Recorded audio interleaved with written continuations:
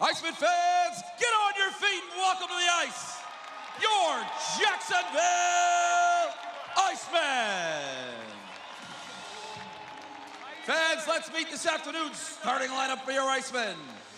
On defense, number 4, Derek Pearl.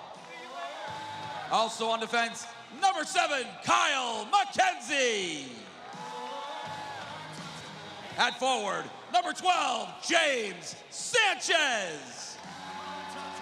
At forward, number 22, Era Nazarian. And at forward, number 39, Abbott Gerdakis. In goal for your Icemen this afternoon, number 33, Francois Brassard. Jacksonville is coached by Nick Luco. The assistant coach is Brandon Nashinter. Good afternoon. Happy Sunday to all of you. Arlie Johnson with you as we have Jacksonville Icemen hockey on Mixlr and on flowhockey.tv. This afternoon, it is the final home game of the year between the Icemen and the South Carolina Stingrays, a game that has had a lot of anticipation for it. We'll have your opening face-off in a moment, but first, your national anthem.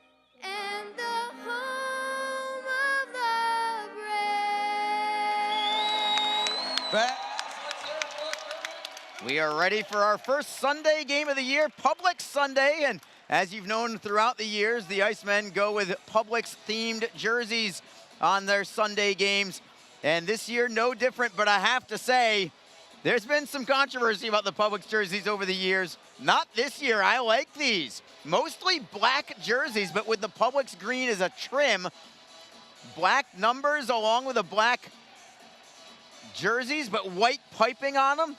I was worried that I wouldn't be able to see the numbers well, but I can see them just fine, I think.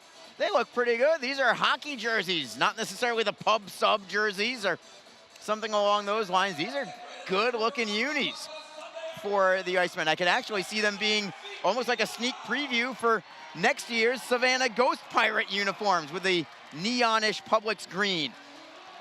Francois Brassard starts in goal today for the Icemen. Ryan Bednard opposes him. Puck is down. Your referee tonight is Alex Normandin. We are underway as the Icemen have control in their own zone. McKenzie drives it off the wall and out. No icing here on a deflection. It goes behind the Stingray net. Tarek Hammond tries to spin it around the wall to the near side. Nazarian gets a piece of it, moves it to the forehand, cuts to the forehand, and is it in? Is it in? They say no goal. The light went on, but they say no goal. We will play on. So we are playing on. That puck was right on the goal line, and I think the Stingrays just swept it away. Not the goaltender Bednar, but a defenseman, I think, swept it away at the last moment. I wonder if perhaps they will replay that at the next whistle. I don't know if we'll get that opportunity or not. Meanwhile, the Icemen now with the puck deep in their own zone, and it's the Stingrays looking for a steal. It's deflected over the blue line and out to center by Jacksonville, and here come the Icemen again. Are we going to have a too many men on the ice call here? I think we are. Too many men on the ice against Jacksonville as a man had stepped onto the bench and immediately touched the puck. Now they want to see if there's a replay for the goal, though, and they are going to look to see if that puck crossed the goal line. So I'm not going to be able to give you a good idea one way or the other from my vantage point. It happened so quick. But they are at least going to take a look and see if that puck did, in fact, cross the goal line. We're going to show a replay on the Jumbotron, but it's not going to be the replay that Alex Normandin will be looking at. tough to say. Here's another replay. Let's see if we can get a better look at it this time. Did not go in. Nazarian had his arms up in the air, but I don't think that puck ever went in. And assuming that that play is upheld, it's going to be the Stingrays on a power play. So a very eventful opening minute here. They're giving it a longer look than I expected. And maybe that is advantageous.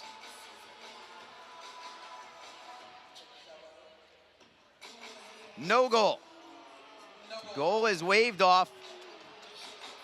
And I think it was the right call. Unfortunately, the Icemen just an inch or so away from taking the lead just 20 seconds into the contest. So too many men on the ice against Jacksonville. That puts South Carolina on the power play. The Stingrays this year, 24th in the league at 16.6%. The Icemen penalty killing is excellent. They are third in the league at 84.9%. And the Icemen do play it into the Stingray zone behind the net of Ryan Bednard. South Carolina has Connor Moore weaving through the neutral zone. He'll drop it back for Di Tommaso. A poke check from Jacksonville, and it's Martin sending it away. Lodermeyer's going to chase after it, but it goes all the way down to Bednard behind his own net. Bednard waits for Lodermeyer to skate by, and he'll leave the puck for Connor Moore. Martin and Lodermeyer, your penalty killers. Another drop pass for South Carolina to Di Tommaso. Broken up at the line by Jacksonville. Here comes Martin again.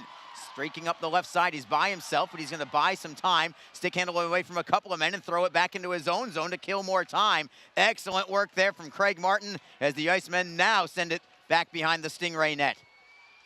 Bednard feeds it for Jordan Subban. Back around the wall for Andrew Chernichin. 1:02 to go on this power play for the Stingrays. The Icemen send out Ben Howarchuk and Luke Lynch as your penalty killers. It's Justin Florek chipping in from the red line. Florek is first on the puck behind the net, but it comes loose for Jacksonville, and clearing it away again is Luke Lynch. An excellent kill thus far from the Icemen. 42 seconds remaining on this very early power play for South Carolina. And Jordan Subban is hearing a chorus of boos as he touches the puck and wrists it in. First on it is Derek Pearl trying to clear it away. Florek gets a piece of it. Pearl knocks it free, tries to work it for the blue line, but it's Andrew Chernichin holding it in the zone. Chernichin with a shot that's deflected high. Karam's all the way out to center ice. And Subban has it in control again. Down to 12 seconds to go on the power play.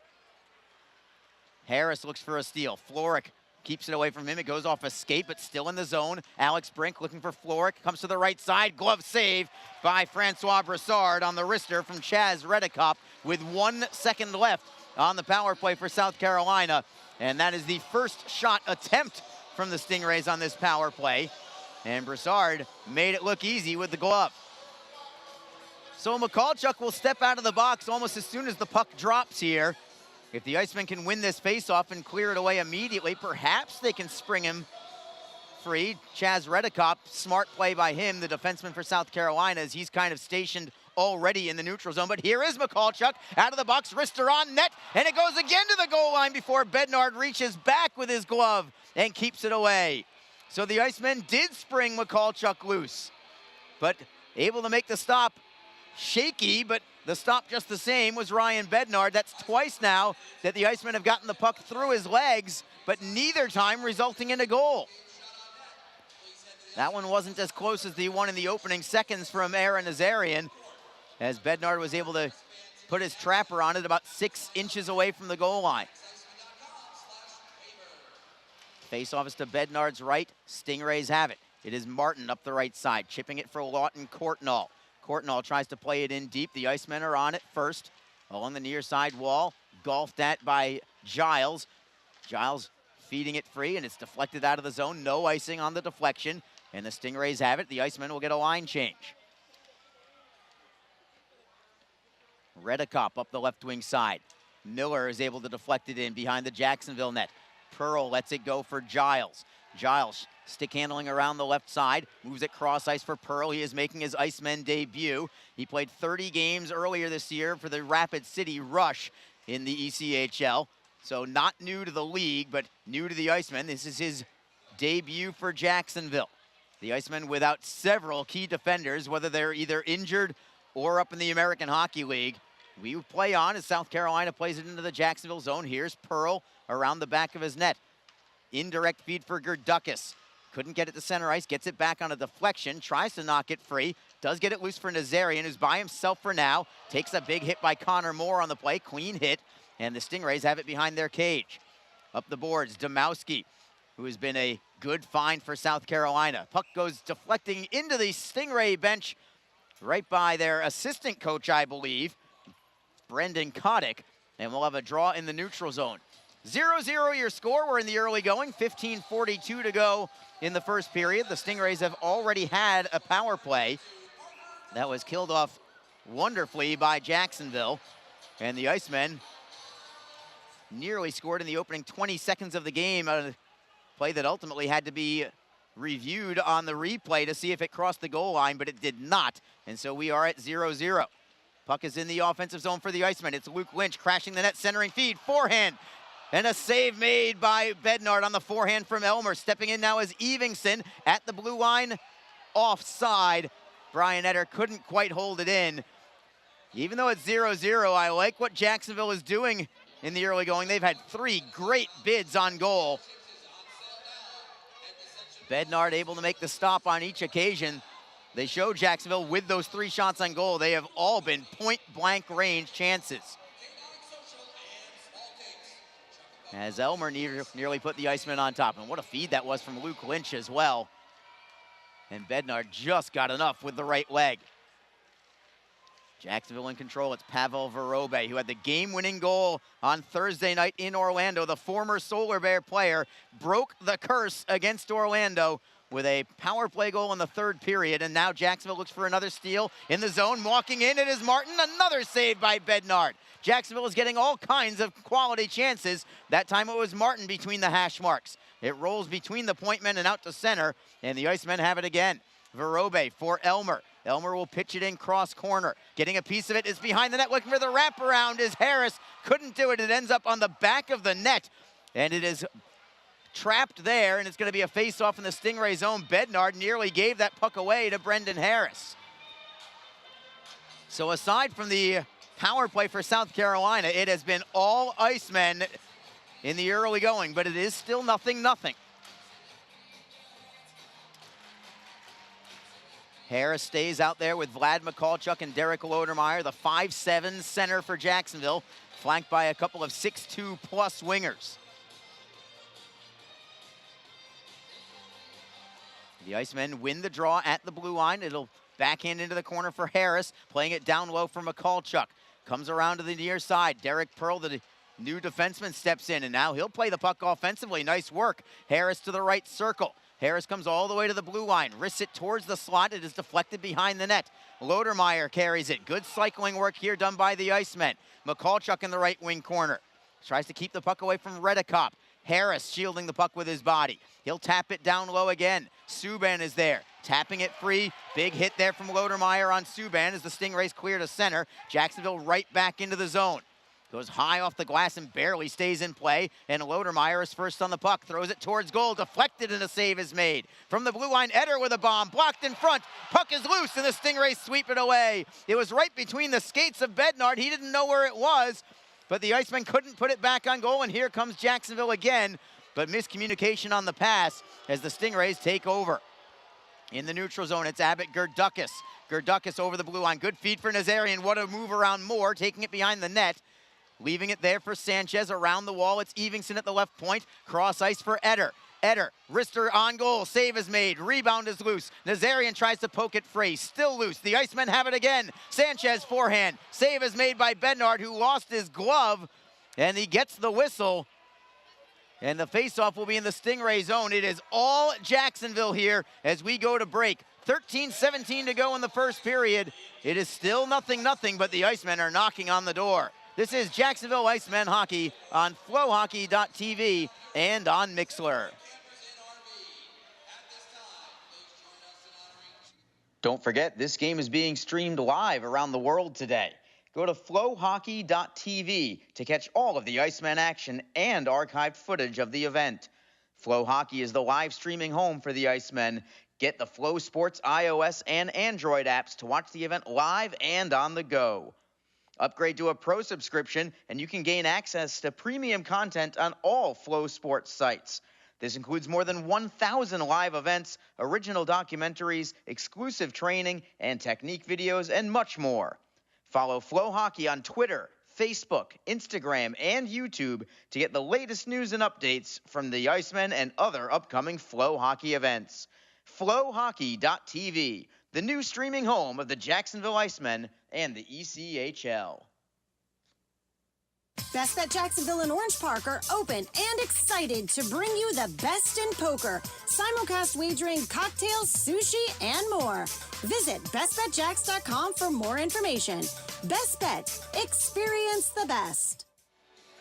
We are back in downtown Jacksonville. Arlie Johnson with you. Alex Reed will be joining us momentarily. Face off to the right of Bednard. Abbott Gerdukas on the draw. Tries to win it back. It is a rugby scrum forward in the slot. Finally pulled away by the Stingrays and Connor Moore. Moore needs to come up the left wing side. Finding a drop pass shot towards goal by Brink is deflected wide. It comes free to the Icemen, and here comes Jacksonville. Gerdukas over the blue line onside. In the slot, Rister is deflected wide. Evingson first on the puck behind the net. Back for Gerdukas. Looks for the wraparound. Couldn't get the shot away, but he does draw the penalty, and it will be a power play for Jacksonville on a hooking call to South Carolina. And the Icemen looking exceptionally sharp in the early going as we bring in Alex Reed. Heading into the box is Shane Walsh, and Reeder, a wonderful start here from the Icemen. I'm not sure what you've seen or not seen, but it's been all Jacksonville in this one, with the exception of a too many men on the ice penalty that they killed off very well. That's what the Icemen need to do. I mean, now you're hitting that stretch of the schedule here where you're going to be at home. You want to get off to good starts. You want to put your opponent coming from the road and wherever they may be coming from. In South Carolina's case, this is a 3-3 for them on the road. They got in late last night, Arlie, and have to turn around and play an early game day. Those are, all the teams have to do it. It's not fun. This is a good opportunity for the Icemen to really get the momentum swinging their way here on this power play. Icemen on the power play. They win the faceoff. Croy Evingson is the defenseman on the play as the Icemen get a shot blocked behind the net. Jacksonville picks it right back up. Elmer for Evingson, one-timer, deflects wide, comes off the end boards for the Stingrays, and they will clear it out. That's why he is on the power play. He's not known as an offensive defenseman, but if there's one thing he's got a bomb of a shot. He really does. They're going to try to get him that opportunity to let that thing fly, and he did right there. Again, he's got a good shot there, and get on net. If there's a rebound, there's a second chance opportunity.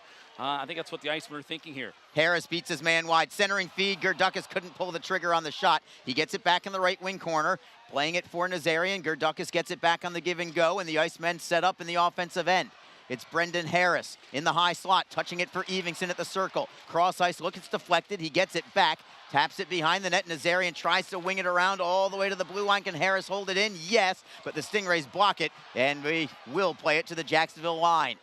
55 seconds to go on the power play. Elmer is flying over the line, tries to beat everybody, comes all the way to Bednard, who will finally cover it up. And the Icemen will get a face-off as Jake Elmer, once he gets moving, he is tough to stop. He really is. He has got some great acceleration and speed there. Really puts himself in positions here. He can skate himself into positions to shoot and try to score.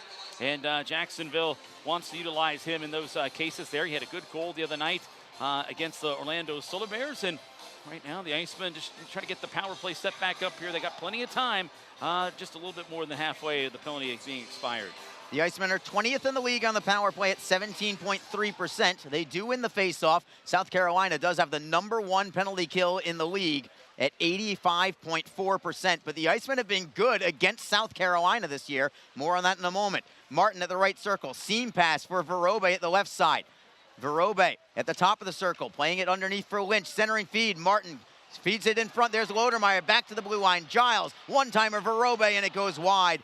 Karam's all the way to Giles. You cannot hold it in. Stingrays in transition, shorthanded. It's Brink with a shot up high. Save is made by Broussard. The Icemen right back with a three-man rush. South Carolina nearly had too many men on the ice, shorthanded. Jacksonville back in the zone. It is Giles at the right circle. Playing it for the Lynch at the dot. Comes back to Giles, fakes the one-timer. It is Verobe at the left circle. Wrist shot, score! and the Icemen on top 1-0. Pavel Vorobey, top shelf, short side, and it's 1-0 Jacksonville. He had the game winner in the game on Thursday there or Wednesday, I should say. Thursday, Thursday, yeah, I got it right. I'll get the day straight here. Against the Solar Bears, has the game winner because of his shot. And that's why they also have him out on one of the power play units, Arlie, is Pavel Vorobey. We've talked about it. We've highlighted. He likes to shoot the puck, and that's what the Icemen need from their blue liners, at least one or two of them. And right there, he has called his own number. That time wasn't one of the one-timers, just a nice little snap up high, and the Icemen getting on the board here early. Here's Joe Massa, the award-winning Joe Massa, with your goal call. Your first Iceman goal, scoring his 4th goal of the season, number 26, Pavel Vorobey. Assisted by number 28, Sean Giles, and number 9, Luke Lynch. Time of the goal, 9 minutes, 9 seconds. Thank you, Joe. It is an even strength goal for Vorobey by 1 second. But it counts just the same, and now here comes South Carolina. It is Floric with a wrister, and he put it just wide. He had a lot of space on the far side because I think Brassard overcompensated trying to go to the near side. He did not miss by much, and he had a lot of space to try and tie that one up. Yeah, he really did. Couldn't believe how much space and time he had that time. And Floric, he's had the hot hand here as of late. Coming in, riding a 6-game point streak there. He's got 6 points during that stretch. Scored last night in Florida, but this time just couldn't get it done there. Buzzed that one wide, and Jacksonville fortunate for that. And they have the lead 1-0. Pavel Vorobey's 4th of the year. It's 1-0 Icemen. This is Jacksonville Icemen hockey. Tonight's game is brought to you by the ECHL, celebrating its 34th season of affordable family entertainment. The ECHL would like to recognize the following league sponsors: AMI Graphics, official signage provider; Athletic Knit, official jersey supplier; Baron Rings, official championship ring supplier; BFL Canada Insurance and Sutton Special Risk, sponsors of the 2022 ECHL Hall of Fame induction ceremony; Flow Sports, the exclusive streaming provider of the ECHL; Geico, official auto insurance of the ECHL; The Fairley Group, official commercial insurance provider; Handbid, the official mobile auction app; Honig's, the official partner of the ECHL officiating team; Howie's Hockey Tape, official hockey tape and lace provider; In Glasgow, official puck provider; My Grey Group, your source for game-worn jerseys; Sideline Swap, official online marketplace of the ECHL; and Warrior, exclusive on-ice equipment provider of the ECHL and title sponsor of the 2022 ECHL All-Star Classic. Catch all of the ECHL action live in high definition by logging on to flowhockey.tv. We are back, 1-0 game for Jacksonville. Pavel Vorobey gets the even strength goal. It was just 1 second after a power play had expired for the Icemen. Jacksonville tries to clear their own zone, and they will. It's Nazarian with speed. He's got Elmer on the right, but a poke check from South Carolina. That was well done by Bryce Martin to be able to knock that free and send it back into Jacksonville's end. Vorobey got slashed on the play. Penalty coming. It's on the Stingrays, and Vorobey holding his face. Maybe he got a high stick rather than a slash. Either way, it's another power play for Jacksonville. And what a find Pavel Vorobey has been now, Reader. Not just on the offensive end, but he's really kind of solidified the defense when the Icemen are without their top 4 defensemen right now, either by injury or by call-ups. And Vorobey has been really sent from heaven for the Icemen. He really has. He's started the year with Orlando, then went over to Indy. The Icemen had a chance to acquire him, and it was at a time, like you said early, they had some call-ups, they were dealing with some injuries, and they brought him on board. They liked what they saw at him. Listen, this guy played a good amount of games over in the KHL over in Russia. That's not a league that's just for, just anybody and amateurs there. So he's played at a high level there. They just need to get him going, and he needs to find a spot. Score! Jacksonville again! What a pass from Aaron Nazarian! And getting the goal is Jake Elmer. It only took 9 seconds on this 4-minute power play. 2-0 Jacksonville. The Icemen will go back to the man advantage. What a gorgeous tic-tac-toe to Jake Elmer to finish it off. Yeah, you talked about Jake Elmer. That time just rushing up into the play, taking the feed. Just kind of came down there, and the Icemen set it to him. They fed it to him perfectly as he went right there on the nice pass from Nazarian. Rushed down the wing, kind of got South Carolina moving side to side defensively, and they didn't catch him. And Elmer with the big finish. There was a lot of space there, and he cut it in short side past the sliding Bednard. Here's Joe Massa again as the Icemen stay on the power play. Actually, you know what? I think we'll keep it right here because who knows what's going to happen for the Icemen. Meanwhile, nice deke there from Brendan Harris to get away from a couple of men over the blue line. Jacksonville is onside, and they'll rim it around, keep it in the zone. It is Elmer on his backhand, feeding it for Nazarian. Still on the backhand, the Icemen not in shooting position, but they do keep the puck in the offensive end. Still on the power play because of the 4-minute double minor for high sticking. Evingson, wrist shot, save is made, rebound is covered. So here's your goal from Jake Elmer. Number 22, Ara Nazarian. And number 83, Brendan Harris. Time of the goal, 10 minutes, 38 seconds. Once again, your Iceman power play goal scored by number 59, Jake Elmer, assisted by Nazarian and Harris. Time of the goal, 10:38.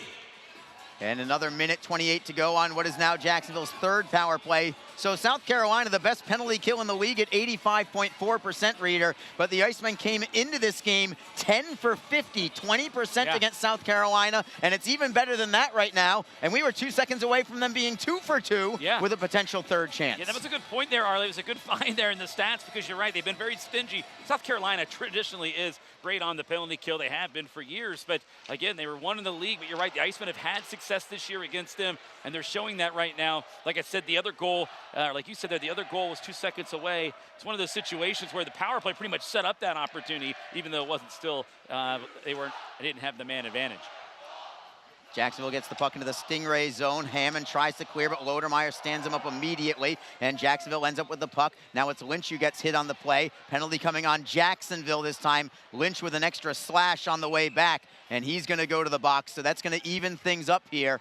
Lynch for slashing, and it'll be 4-on-4 for the next 54 seconds. I am certain that the referee, Alex Normandin, was already told by the league officiating crew, you better call this one super tight. We want to make sure that nothing gets out of hand in this one. Well, it's been a long-standing rivalry here, and certainly this year, this has been a situation where the Icemen have really gone back and forth with this club. I mean, it's been heated all year, as we all know. So it's a situation where they got to keep it. There's some good emotions here in this game, and the Icemen and the Stingrays here so far have kept it relatively calm for most things. But I think, again, you're right. The officiating crew needs to just keep an eye on it, make certain it doesn't get, especially now that the Icemen have such an early lead. If this were to continue to build, I don't know how it's going to play out.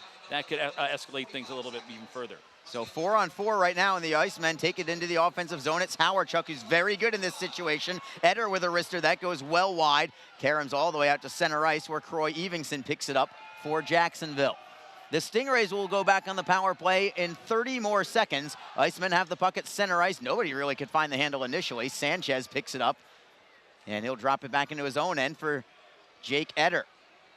Brian Eders, rather, sorry. Still thinking about Jake Elmer in my mind. Well, this team, Icemen team, had a lot of Jakes over the years, so. Seems like about a dozen. Still 4-on-4 for 8 more seconds. South Carolina now with possession. It's center ice. Over the blue line and onside is Gentile. Wrister goes wide from Subban. Held in by Chernichin at the blue line. South Carolina now is on the power play. It's an abbreviated one for 1:02. Stingrays have the puck in the offensive zone. Chernichin, left face-off circle, loses it to Gerdukas. Chernichin lost his stick in the process, and Gerdukas will skate with it, feed it to the left, and it's a 2-on-1 shorthanded. Nazarian, forehand, save made by Bednard, as the Icemen are just blitzing the Stingrays right now. Whether they're at a man advantage, a man down, 4-on-4, it doesn't matter. Jacksonville out shooting South Carolina 12-3 right now, and they are very much well-deserved for this 2-0 advantage. Yeah, no, it's this has been a good start for them, and you know, the ice is going to be in this building a lot here. Again, 14 of the next 16, Arlie, going to be right here in this building. Yeah. Great chance for the Icemen to really further solidify their spot atop the division here, having that home ice advantage because they've been on the road so much. But here's the first game in that slate, and the Icemen have showed up for at least the first 10 minutes or so. 38 seconds to go on this shortened power play for South Carolina. They have the puck. They're skating out of their zone.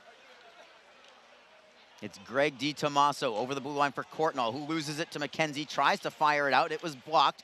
Jacksonville will try again. It deflects out of play, went off the glass and then off the netting. I think South Carolina was asking for a delay of game, but they are not going to get that call.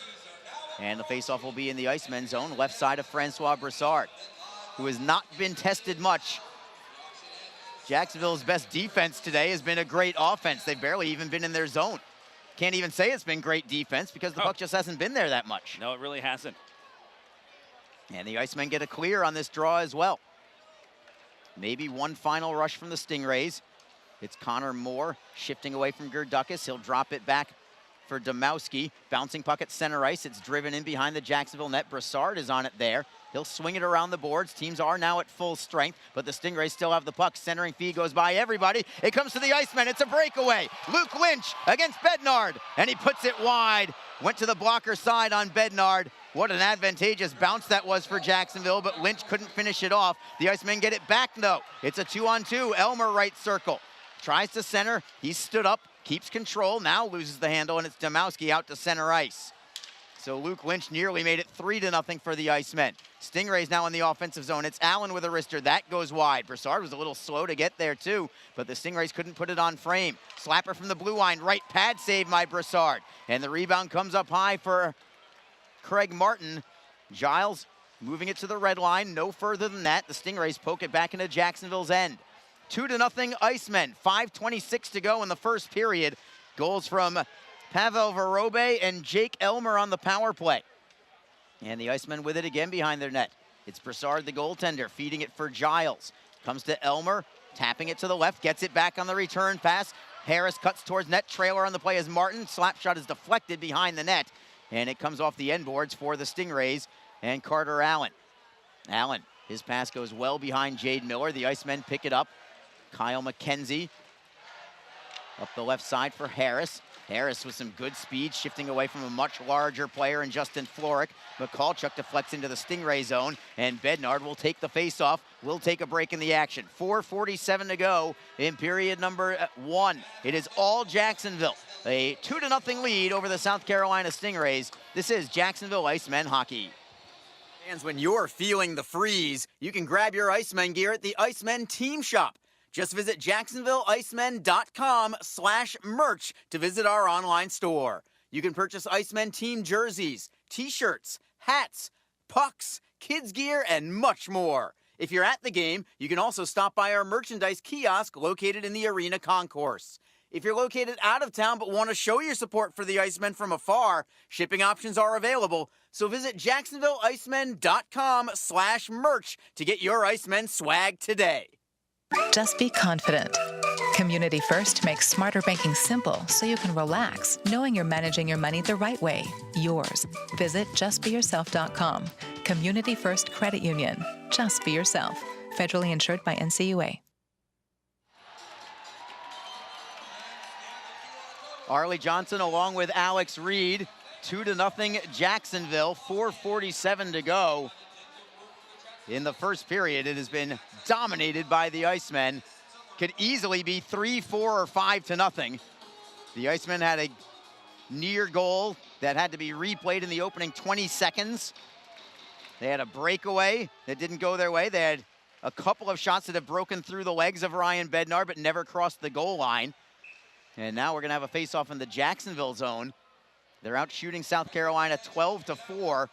The best chances for the Stingrays so far have not really been on goal. There's been shots that have gone wide of the net. And when needed, Francois Brassard has been there.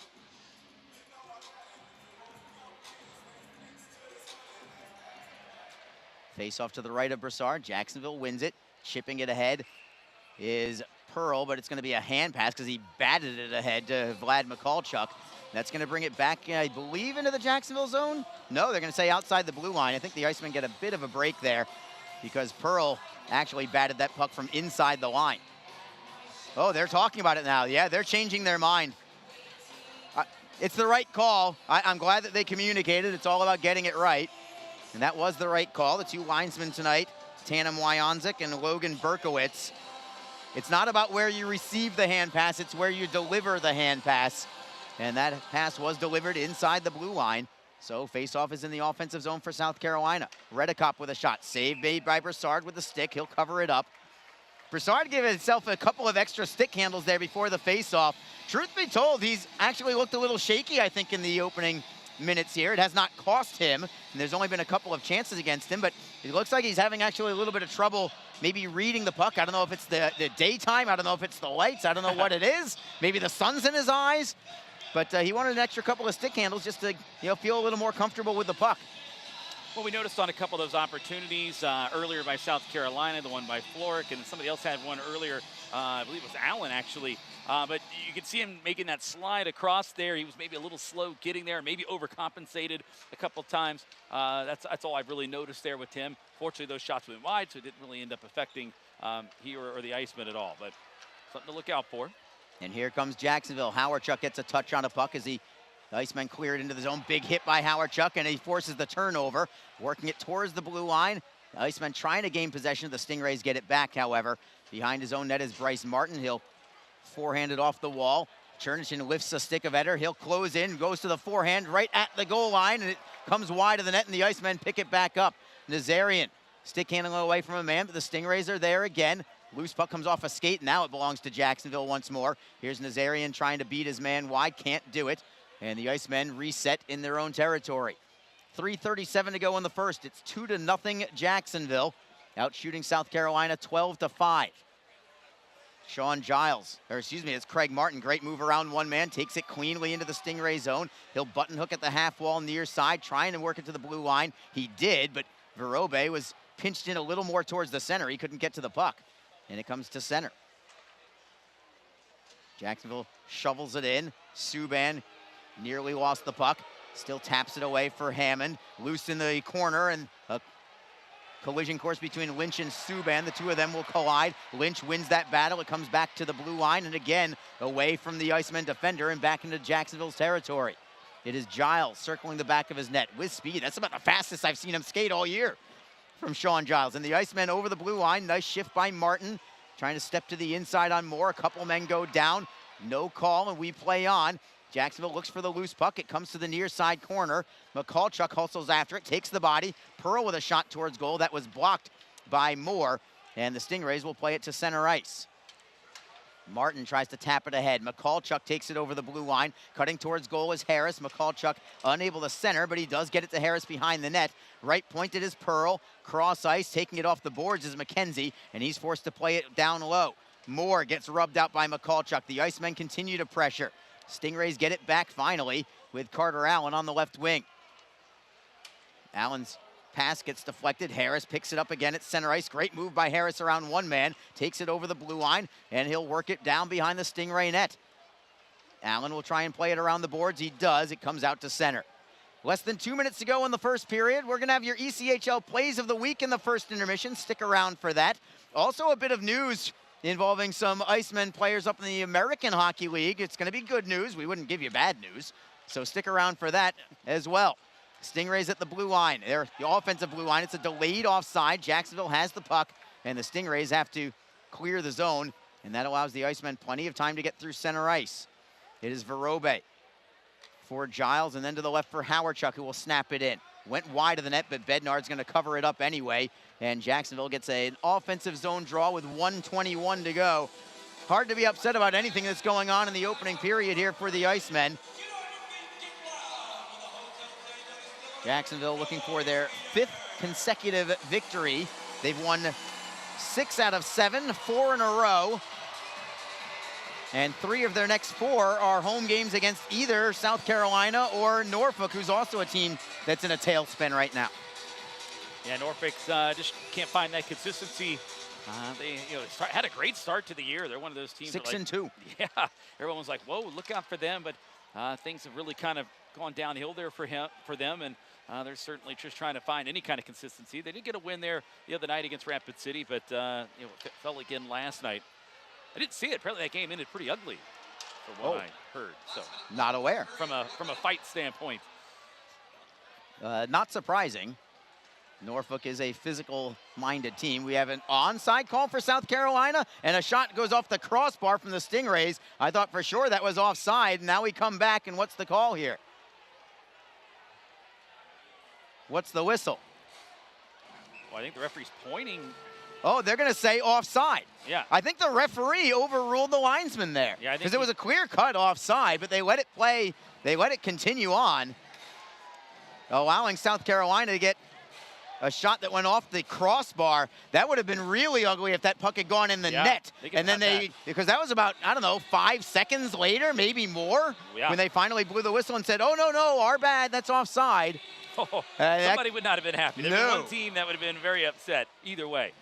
I mean, ultimately, it's the right call, but you have to make the right call in a timely fashion, and that did not happen there. It did not, and I guess they're going to fix some time, too, there on the clock. Now they drop the puck. Okay. Well, apparently not. I guess not. The official was at the scores table. The puck just got dropped there, and they're just going to let it go. Stingrays back into the offensive zone, but the Icemen get a poke check, and it starts a three-man rush, maybe a 3-on-2. Elmer for Lynch, right side, centering feed, looked for the trailer in McKenzie. McKenzie does take it off the boards, playing it down low for Elmer, down to 22 seconds in the period. All alone, forehand goes wide from Martin. What a setup from Elmer. Icemen keep it in with 15 seconds to go in the period. Stingrays get the steal, trying to clear it away. Lynch gets a piece of it, he gets it back. Martin in the slot, wrister just wide. The Icemen continue to get chance after chance. 5 seconds to go in the period. At the blue line, it's McKenzie looking for the blue line. Will they get one shot away? No. Time will tick away to 0, but what a very impressive period that was from Jacksonville. Out shooting South Carolina 12-6 and getting both the goals. Pavel Vorobey, his 4th, and Jake Elmer on the power play, number 12. Yeah, great start for the Jacksonville Icemen, just what they needed to do. Again, we even highlighted it last time, coming back from a long trip and then maybe not playing great in that first period of the next home game. That wasn't the case here. Jacksonville set the tone early. They capitalized on special teams. It's a 2-0 lead right now, and they're out shooting the Stingrays by a double margin here, 12-6. So they did exactly their job. Now still 40 minutes to go. So things looking good in the opening 20. We'll take a break and return momentarily. We have your ECHL Plays of the Week, so stick around for that. We'll also keep you up to date on the scoreboard. There is one game of impact in the South Division that is going on right now. We'll tell you about that before we head to the second period as well. 2-0 Jacksonville after one period. This is Jacksonville Icemen hockey. The Jacksonville Icemen offer discounted tickets for groups of 10 or more. Whether it's a company outing, a group from your school or church, or just a gathering of friends, the Icemen can help you set up a night of fun at a discounted cost. Other benefits include an intermission ride on the popular Fan Zam, a post-game group photo, or take a shot on net after the game. Ticket fundraisers are also available. For more information, contact the Icemen office at 904-602-PUCK. That's 904-602-7825, or visit us online at jacksicemen.com. Icemen Hockey, feel the freeze. Hi, everyone. This is Allie McDeal from the Best Bet Poker Rooms. Experience the popular Vegas-style game, Fortune Pai Gow Poker. Both locations are now playing Face Up Pai Gow. It's more fun to play than ever. You could win up to $25,000 on a single $5 bet. Come play at either Best Bet location today. The Jacksonville Icemen are always looking to give back to the communities of North Florida. The team offers a ticket fundraising program that many local nonprofits and schools and charitable organizations can take advantage of. The program is simple. Your organization sells tickets to an Icemen home game, and a portion of each ticket purchase will go directly to your cause. This is a fun and easy way to raise money and gain exposure for your organization or school. For more information, contact the Icemen office at 904-602-PUCK. That's 904-602-7825, or log on to jacksicemen.com. NHL players have amazing talent, and some of the very best developed right here in the ECHL. Beagles in, he scores! Now, follow all your favorite ECHL alumni every night on NHL Network's primetime hockey show, NHL Tonight. Both teams recognize how big this matchup is. Fire save by Dubik. Rebound! Goosebump stuff. NHL Tonight, every night 6 Eastern on NHL Network.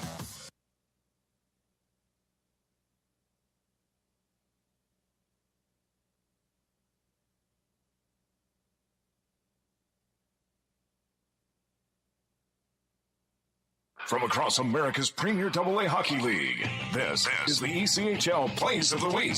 High slot, slap shot, off the glove, and in! Now for the net, he scores! Slip back out to the blue line, shot, score! Rodney scores! The goal scores! It's rewrite the record book! It's a hat trick. Skates in over the line, Deeks shoots, scores! He shoots, he scores! And a slot, shot, save, game is over. Hello again, hockey fans, and welcome to another edition of ECHL Plays of the Week. This is Weston DeWitt, the voice of the Norfolk Admirals here, to take you through another exciting week of calls from the Premier AA Hockey League. We're going to kick things off this week in Iowa. So it seems like every ECHL team thrives on picking up players from the SPHL and other leagues over the course of the season, and perhaps nobody embraces that diamond-in-the-rough mentality more than 5'7" forward Zach White for the Iowa Heartlanders. He spent last year in the Federal League and has developed into nearly a point-per-game guy for Iowa this season. Off the sidewall, bending around back to Cuff. Right dot, Kuffner, a snipe pass across, they score! Zach White! He's got 3 straight with the goal, and it feels like salvation for the Landers on Faith and Family Night. Landers are down 3-1, a 5-on-3 power play goal with 7:33 left in the second. A former Division III star at Curry College, White is in his 3rd year since graduating, and this is his first real ECHL look. The one and only David Fine with the call from the land of big corn and bigger hearts in Coralville, Iowa. Well, the Worcester Railers are 7-2-1 over their last 10 outings, and a large part of their success can be credited to the power play that's starting to find life.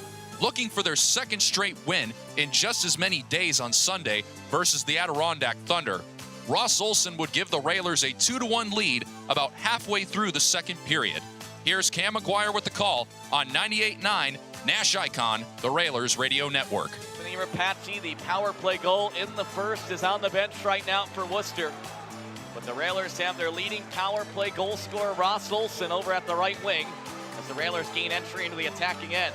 Beasy down the near half wall, finding Olson, right circle, for shot, he scores!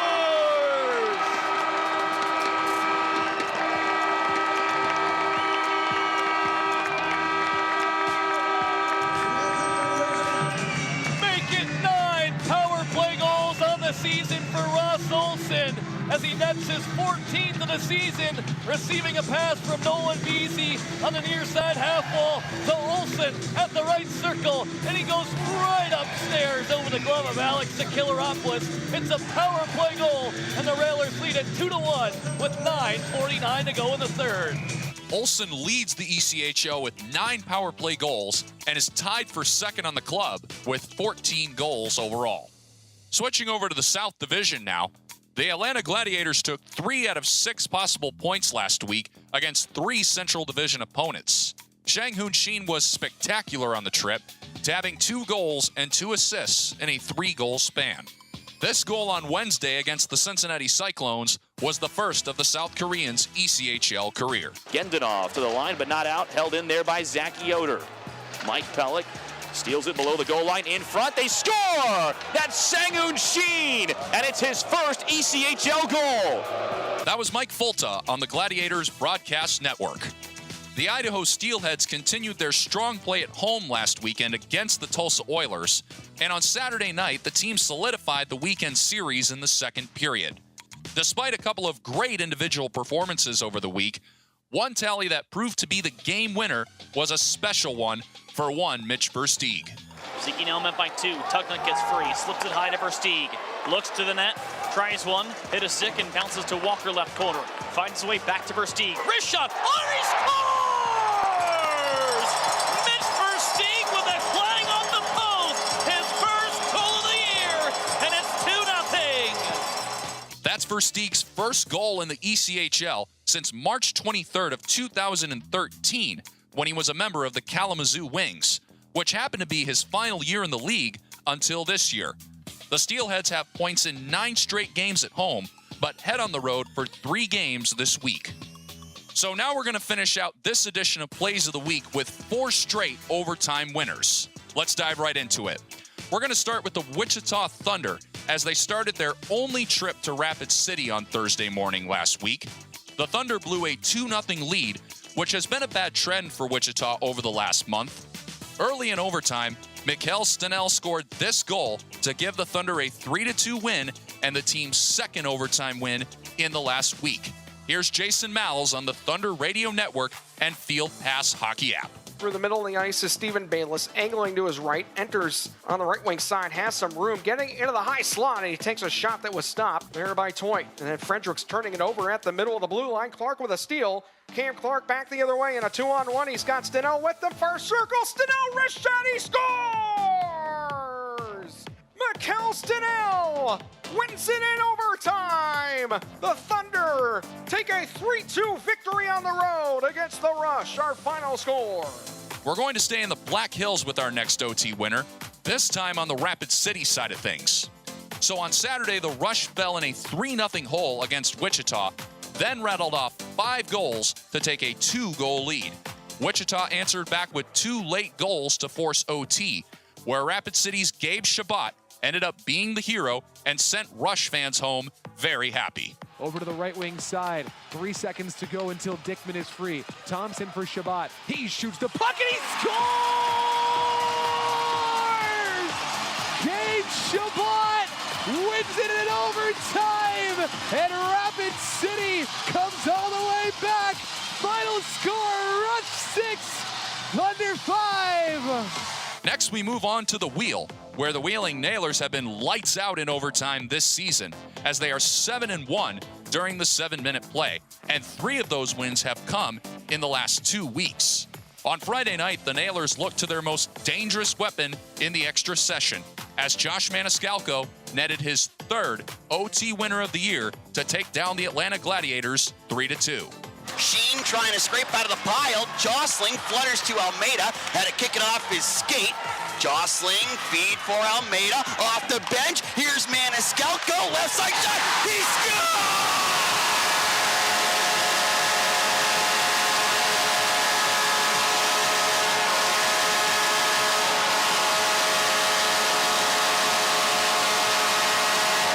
Josh Maniscalco!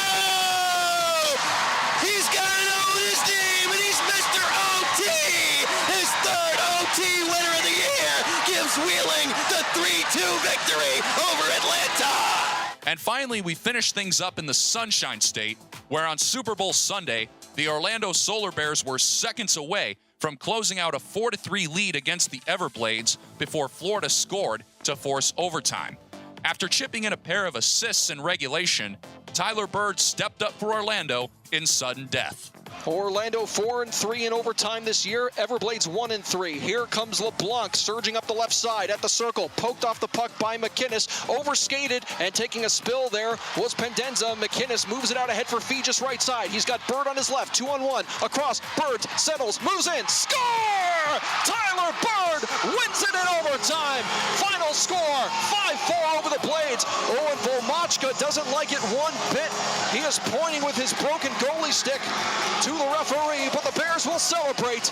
They win on Super Bowl Sunday. Your final score, 5-4. The Solar Bears now lead the regular season series 5-4 against their in-state rival, with 6 matches remaining in head-to-head action down the stretch. Thank you all so much for tuning in to another edition of ECHL Plays of the Week. A special thanks to all the hardworking broadcasters for their respective teams for submitting this week's calls. This is Weston DeWitt, the voice of the Norfolk Admirals, saying so long until next time. Till then, have a great week, everybody.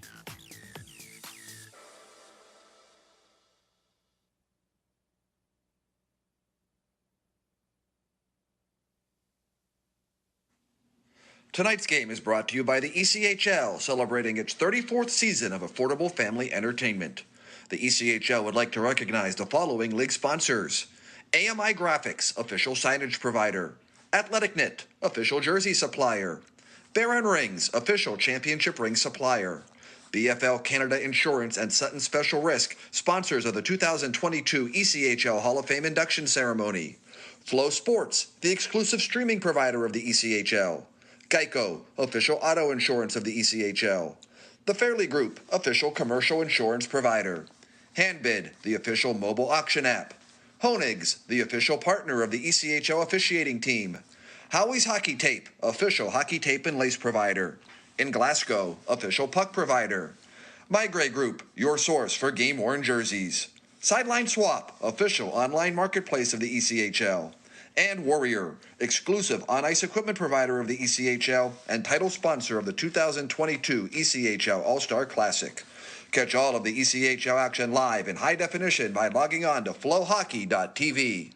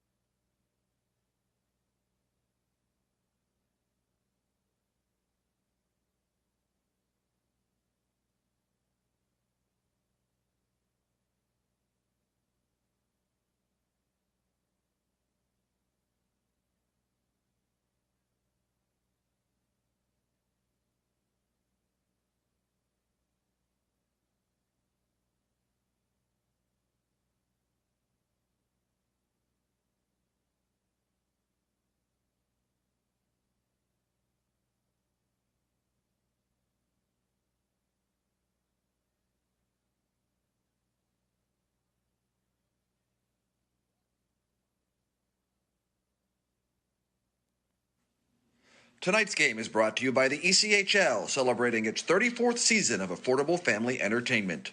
The ECHL would like to recognize the following league sponsors: AMI Graphics, official signage provider; Athletic Knit, official jersey supplier; Baron Rings, official championship ring supplier; BFL Canada Insurance and Sutton Special Risk, sponsors of the 2022 ECHL Hall of Fame induction ceremony; Flow Sports, the exclusive streaming provider of the ECHL; Geico, official auto insurance of the ECHL; The Fairley Group, official commercial insurance provider; Handbid, the official mobile auction app; Honig's, the official partner of the ECHL officiating team; Howie's Hockey Tape, official hockey tape and lace provider; In Glasgow, official puck provider; My Grey Group, your source for game-worn jerseys; Sideline Swap, official online marketplace of the ECHL; and Warrior, exclusive on-ice equipment provider of the ECHL and title sponsor of the 2022 ECHL All-Star Classic. Catch all of the ECHL action live in high definition by logging on to flowhockey.tv. Welcome back to the downtown Jacksonville, along with Alex Reed, Arlie Johnson with you. A great start for the Jacksonville Icemen on their first home Sunday game of the year, first Publix Jersey Sunday game of the year as well. It's 2-0 Jacksonville. Goals from Pavel Varobe, his 4th, and Jake Elmer, his 12th. And speaking of other Icemen players scoring goals, another Icemen player scored a goal today, but it was not here in Jacksonville. It was in the American Hockey League in Charlotte, where Jacob Friend scored his first career American Hockey League goal today. So goal number 1 for Frender. Congratulations to him. That game has already gone final. It was a 6-5 overtime loss to the Cleveland Monsters, but Jacob Friend getting in there with his first goal in the AHL. Also had a fight in the game today, so well done and congratulations to him, Reader, as the Icemen alumnus doing their work. And I don't know if he's going to stay up there. I don't know if he's going to come back down this way, but we want to wish him the best and congratulations from here in Jacksonville. Well, if you're a physical defenseman that now can score goals, That's certainly going to grab some attention there, and no doubt he brings that that type of dynamic to any team, really. And very happy for Jacob. You know, he's a kid that really worked hard this offseason early. He was in great shape when he came to camp, and you could tell immediately, and he said, yeah, I had a really good summer. I trained hard. I felt like this is a big year for me. And obviously he was an anchor here for the Icemen on their their defensive pairings, and then earned the call up here, and now seems to be doing some stuff up there as well, dropping the gloves, and of course now scoring his first goal there. That's going to bode well for Jacob Friend, and we certainly wish him all the best. I think there's a lot of teams in the ECHL right now that are looking for that same thing, that physical defenseman. There's not a ton of it out there right now at this juncture in the season. Jacob Friend certainly encompasses that. Yeah, he is missed here in Jacksonville, although admittedly the Icemen haven't skipped a beat on the ice. They've been so good defensively and continue to be with or without Jacob Friend. As the Icemen take it into the zone, but offside, just seconds in, and we'll have an immediate clock stoppage here. Let's go also to the ECHL scoreboard right now. There's a couple of games going on around the league today, and we'll keep you up to date on that right now. The big one that we're going to keep an eye on is the Greenville Swamp Rabbits facing the Atlanta Gladiators for the third consecutive day, Reader. And the Icemen were looking for some help from the Greenville Swamp Rabbits, but I'll tell you what, they are not getting an ounce of help from them. They lost 2 games in Greenville to start off this trip. They play in Atlanta today, and it's already 3-0 Atlanta again midway through the second period as they look for a 3-game sweep of the Greenville Swamp Rabbits. So it's really starting to get some separation here as Brassard makes a save on a shot on the doorstep from Domowski, and here comes Nazarian on his way. He's really starting to get some separation just to finish off the thought between the top 4 in the South Division and the bottom 3 in the South. And Greenville is kind of that team, right? That catalyst team. They were in 5th place, and they've been playing pretty well early. I like the way they were playing. They're fighting for their playoff lives, but this weekend didn't help them whatsoever. And I think we have to get to the reality here that Atlanta is pretty good. Yes. And they took it to a pretty good Greenville team as well. Greenville, though, you're right. The mountain's getting higher, tougher to climb here, and those separation, those 4 teams are really starting to pull away. Here's Derek Lodermeyer for Jacksonville into the left wing corner offensive side. McCulchuk got hit from behind, looking for the steal is Harris, and he will create the turnover. Harris at the right circle, moves it into the slot. Rister just flex wide. Pinching him from the blue line is Verobe all the way to the goal line. Sends it in front. Lodermeyer with a save made. Rebound is loose, and the Stingrays come away with it and clear to center ice. What a play that was from Verobe to Lodermeyer. And now it's Verobe starting the rush and snapping it around the glass all the way into the Stingray zone once again. South Carolina first on the puck this time. Easy break out of their zone. And stick handling is Lawton Courtnall. He'll play it behind the Jacksonville net. Trying to deflect it away is Craig Martin. Harris taps it back behind his net for Croy Evingson, and the Icemen have a little more time and space. What a setup that was, though, from Verobe to Lodermeyer. Could have picked his corner, but he went right up the middle instead, and Bednar was able to make the stop. Jacksonville back at their own blue line. Giles. Indirect feed for Lynch, tries to deflect it to Lodermeyer with his long reach, couldn't quite get there. Stingrays play it to center, and driving it in is Alex Brink. Brassard sweeps it around. Giles on the right side, long stretch pass. Elmer taps it ahead, trying to find Lynch. Back for Elmer, they keep it in the zone. Lynch in the right wing circle by himself, got hit from behind, gets back up, got spilled a second time, but keeps the play moving. Great hustle there from Lynch to keep it in the zone. Brister from Evingson up high, and able to make the stop on the chest is Ryan Bednard, and he'll take it from his chest down to his glove and take the face-off. 17:24 to go in period number 2. It is Jacksonville on top 2-0. And the Icemen with Luke Lynch, Craig Martin, and Jake Elmer up front. This line about a month or so ago was red hot, and then they got separated because of call-ups. Craig Martin went up to Charlotte. Jake Elmer went up to Hartford. Luke Lynch got hurt. All 3 of them were gone from the lineup for a spell, but they are all back, and now they are together again, reunited, and it feels so good for Jake Elmer, Luke Lynch, and Craig Martin. And they have been tremendous, and Elmer again getting another goal tonight, or today, I guess, in this afternoon game, as Brassard makes a save. Back the other way, and here's Elmer trying to outlet it for Martin, right on his tape. Lynch steps in, and Martin takes it over the line on the right side. Waits for a trailer, finds one. Eder off the post. Did it go in? They say no goal. No goal off the post. Now Evingson throws one wide. The crowd up in arms. I think Eder might have even put his hands up in the air. He thought it was in, and this is a former Stingray player too, and you know he'd love to connect against his old mates. He beat Bednard Clean to the stick side, but couldn't put it in. I don't think they're gonna review this one, not necessary. And the faceoff was gonna be out to center ice after a stoppage. Yeah, and Alex Norman was in a good position there. He was in the right spot to see whether or not he thought that went in. Just looks like it drew the pipe there. As we learned last year, the parallax angle, right? Oh, right, from Joe Ernst. I remember that. Yeah, and Stephen Thompson as well. I think they were they kind of explained that, hey, sometimes your eyes could deceive you in those situations. So here's the Icemen pressing again in the offensive zone. Stingrays knock it free, however. They'll skate to center ice. Jacksonville coming into their own zone. And it's South Carolina first on the puck. Domowski on his backhand. He'll try to reverse it. There's nobody there. First on it are the Icemen and Kyle McKenzie. Howardchuk, great tap pass from Nazarian. Cutting towards net is Gerdukas. Nazarian looks for Gerdukas, poked away. The Icemen get it right back, trying to center. They can't do it. Giles pinches in from the blue line, however. He'll hold the zone and play it underneath. In front there is Gerdukas. Moves to the forehand. He pokes it just wide on the play. Howardchuk spins away from a man, holding it in the zone. Tarek Hammond flips it up to the left. And finally, South Carolina gets it away. I wonder if that shot from Gerdukas also might have grazed the post the other way. And here comes Jacksonville again. Nazarian cross ice. Lodermeyer had that pass go behind him. It was the right thought there from Nazarian. Just didn't execute it the way he would have liked. And the Stingrays get it back, and they'll airmail it back into the Icemen zone. Could be icing. They're going to wave it off. Brassard's going to play it all the way to the blue line. Smart play, but it's going to be offside against Jacksonville. And they're going to bring it all the way back into the Icemen zone because of it as well.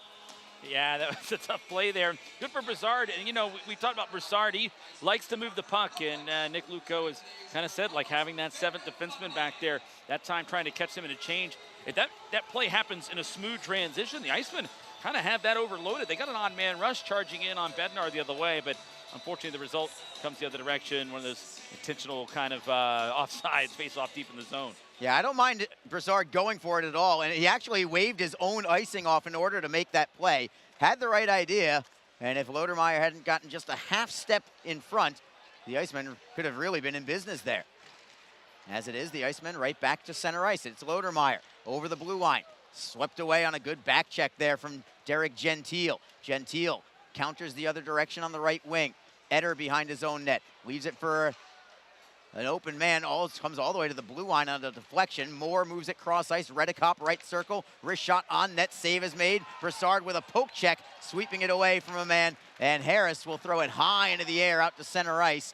Lodermeyer taps it from Mikulchuk, and the Icemen will play it in deep and get a line change. 2-0 Jacksonville. 14:35 to go in the second period. Puck is behind the Icemen goal. Brassard swings it around. He gets it all the way out to center ice. Di Tommaso first on it for Jacksonville. Brings it for Carter Allen. Allen's pass does not connect. Verobe leaves it for Lynch. Lynch tries to play it in deep, but the Stingrays break it up. Back comes South Carolina at center ice. Good shift there from Carter Colethorpe, who we've heard very little from today. Cross ice looks stolen by Jacksonville. Here they come. Martin for Elmer. Tries to beat his man wide. Allen is there defensively, and he'll take the puck away. That was well done defensively by Carter Allen. Now it's Martin trying to get the puck away on a back check, but Allen was able to weave his way through a pair of forecheckers and get it behind the Jacksonville net. Long outlet pass. I don't know if Verobe knew what was going to be there, so it's going to be icing against Jacksonville. Clock stops with 13:44 to go in the second period. The Icemen on top 2-0. Both goals in the first period. Pavel Verobe, his fourth, just 1 second after a power play had expired. That was at 9:09. And then just a minute and a half later, it was Jake Elmer. This time it was on the power play. Set up by Aaron Nazarian and Brendan Harris at 10:38.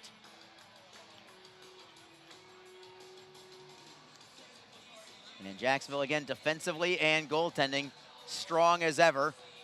That has really been what has catapulted them to first place, at least in percentage points in the South Division. Here's Brassard right on cue, making a stop from distance, routine save, and another draw comes to his left. And we will take a break. 13:40 to go in the second period. The Icemen on top by a pair.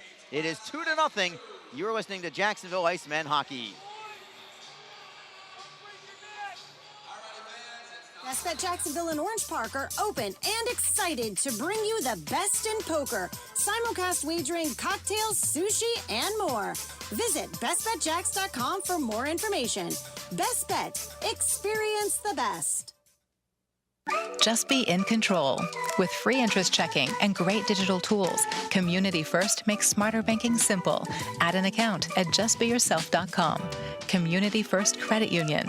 Just be yourself. Federally insured by NCUA. Fans, when you're feeling the freeze, you can grab your Icemen gear at the Icemen Team Shop. Just visit JacksonvilleIcemen.com/merch to visit our online store. You can purchase Icemen team jerseys, t-shirts, hats, pucks, kids gear, and much more. If you're at the game, you can also stop by our merchandise kiosk located in the arena concourse. If you're located out of town but want to show your support for the Icemen from afar, shipping options are available. So visit JacksonvilleIcemen.com/merch to get your Icemen swag today. Just be.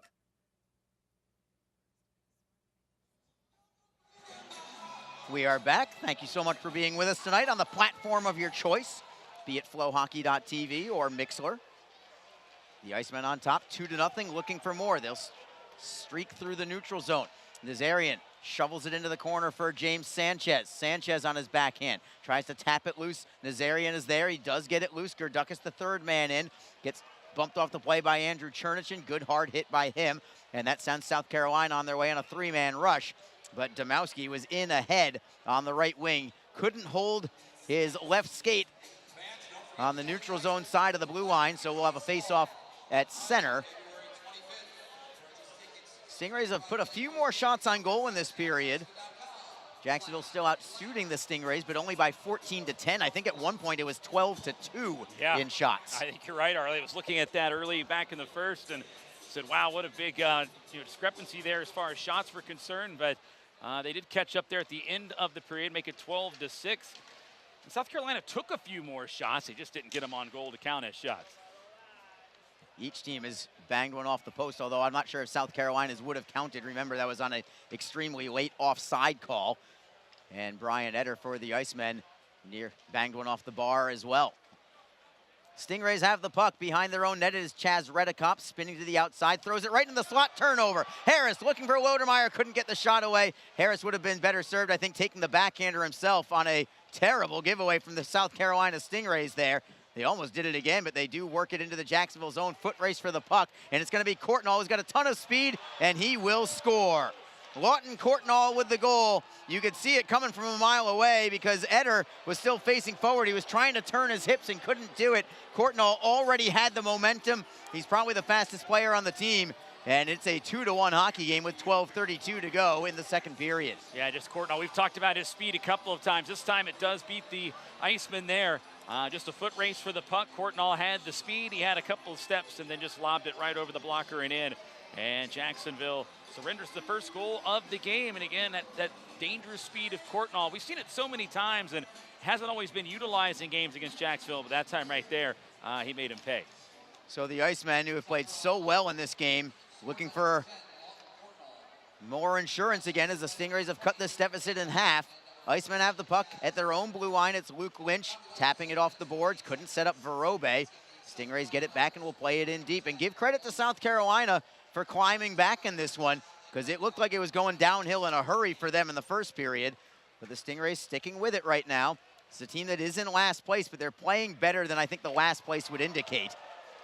Whereas a team like a Norfolk or a Greenville, they're the ones that are struggling right now. South Carolina, even though they're winless in their last four, Reader, you made note of this, that they had a great weekend in Florida this weekend, a pair of one-goal games, one of them going to overtime, and just didn't work out, just lost to a better team, but they were playing very well in the process. Here comes Jacksonville back into South Carolina's end. Carter Allen tries to keep the puck away from James Sanchez. Sanchez creates the turnover. He'll play it down low for Martin. Martin back for Sanchez in the right wing corner. He loses control, and Alex Brink takes it away. Long lead pass deflects out to center ice. The Icemen in control. Derek Pearl waits for teammates to clear the zone. Well done to keep it onside, but the pass is deflected, and it comes free for Shane Walsh. Walsh, who I think had a cup of coffee for the Icemen years and years ago. I think he actually played an opening night for the Icemen a couple of years ago. if I'm not mistaken. Yeah, and I think the Icemen really liked him. They just had too many call-ups come that following week, and just roster numbers. I think he ended up finding a home in Worcester. He did. Thereafter. I remember injuries playing a role in that as well, as South Carolina gets another shot on net. Brassard didn't handle that one very cleanly, and the Stingrays get it right back. It is a shot towards goal that is blocked. Brassard makes a save. Rebound squirts just wide of the net, and the Icemen are on their heels right now. Gerdukas tries to clear the zone. South Carolina's got a spring in their step. Finally, Jacksonville picks it up, and it's Aaron Nazarian 2-on-2 with Gerdukas. Nazarian forehands it in. DiTomaso and Gerdukas will collide into the corner. Stingrays pick it up around the wall. Trying to keep it in the zone is Nazarian. At the blue line, Lodermeyer will keep it in for Nazarian in the slot. He's on his backhand, trying to give himself a little more space at the far side wall. He'll leave it in the corner for Derek Lodermeyer. Lodermeyer pinned up against the boards by Justin Florick. Squirts loose for South Carolina, and skating with it is Greg DiTomaso. DiTomaso gains the red line before forehanding in high in the air. Icemen are first on it, chipping it ahead for Lodermeyer, who gloves it down to his stick. He'll take it to the blue line, tries to feed. They're going to call offside on the play, saying that Lodermeyer put himself offside. So we will go to break with 9:55 to go in the second period. South Carolina is on the board. It's a 2-1 hockey game. Icemen still on top. This is Jacksonville Icemen hockey. Feeling the freeze? You can grab your Icemen gear at the Icemen Team Shop. Just visit JacksonvilleIcemen.com/merch to visit our online store. You can purchase Icemen team jerseys, t-shirts, hats, pucks, kids gear, and much more. If you're at the game, you can also stop by our merchandise kiosk located in the arena concourse. If you're located out of town but want to show your support for the Icemen from afar, shipping options are available. So visit JacksonvilleIcemen.com/merch to get your Icemen swag today. Just be confident. Community First makes smarter banking simple so you can relax, knowing you're managing your money the right way, yours.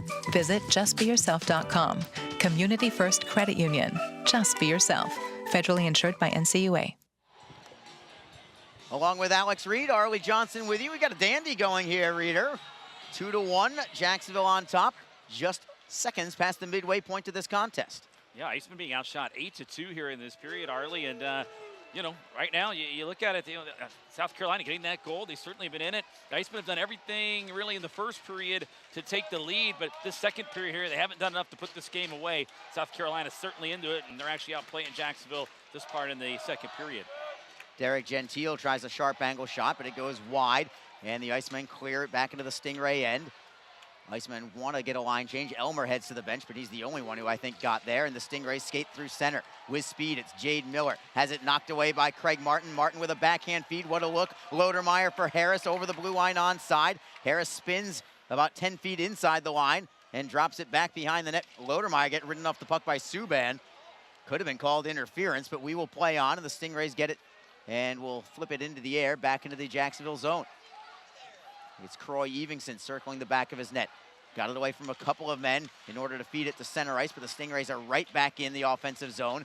Bouncing puck and a penalty coming. This is on Jacksonville. Slashing is the call on Ben Howarchuk. And the Stingrays go back to the power play.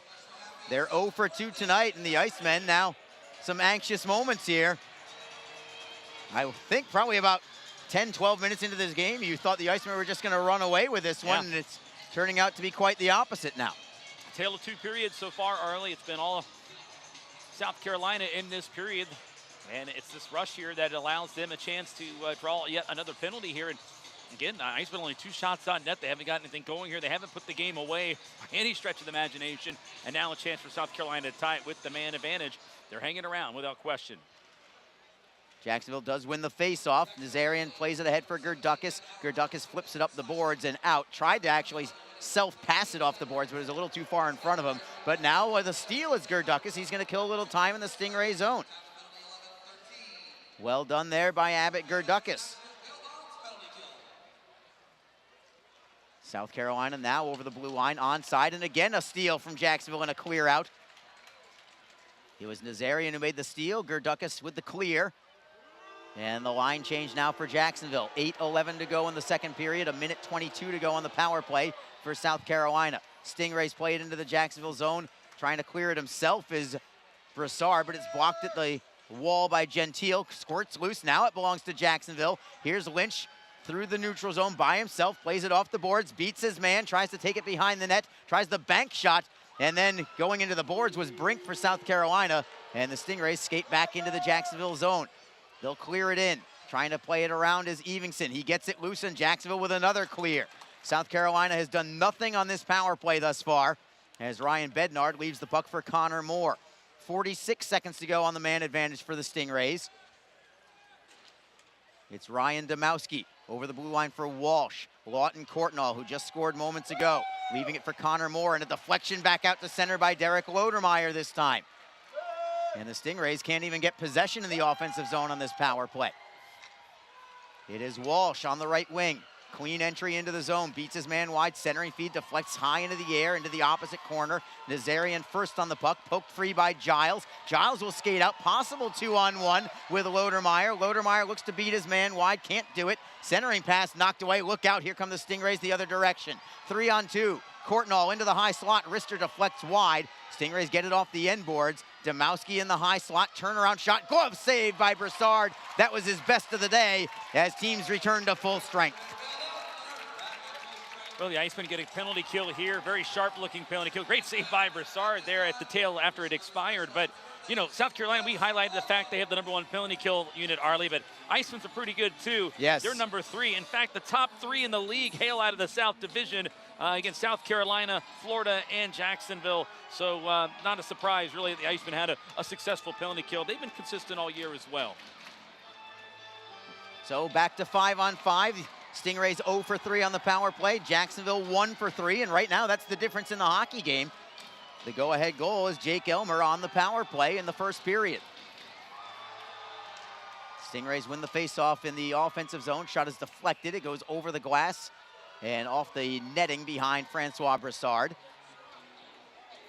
And after that penalty kill, maybe that'll be a bit of a boost for the Icemen, because you're right, they came out flat here in this second period. They did. They're looking for something to spark them offensively again and get back into the flow of things. Another slap shot gets blocked. They're going to drop the puck again. I don't know if we ever heard a whistle. Croy Evingson never heard a whistle. Oh, the crowd's so loud right now. Everyone looking for T-shirts here at the moment. I think that's why there's the whistle here. There was announcements going on, and maybe they thought there was a media timeout kicking off. Not really sure, but right now, Fang's down here below us. He's got this crowd in a frenzy right now. Yeah, this is a phenomenal Sunday crowd really as well. Is.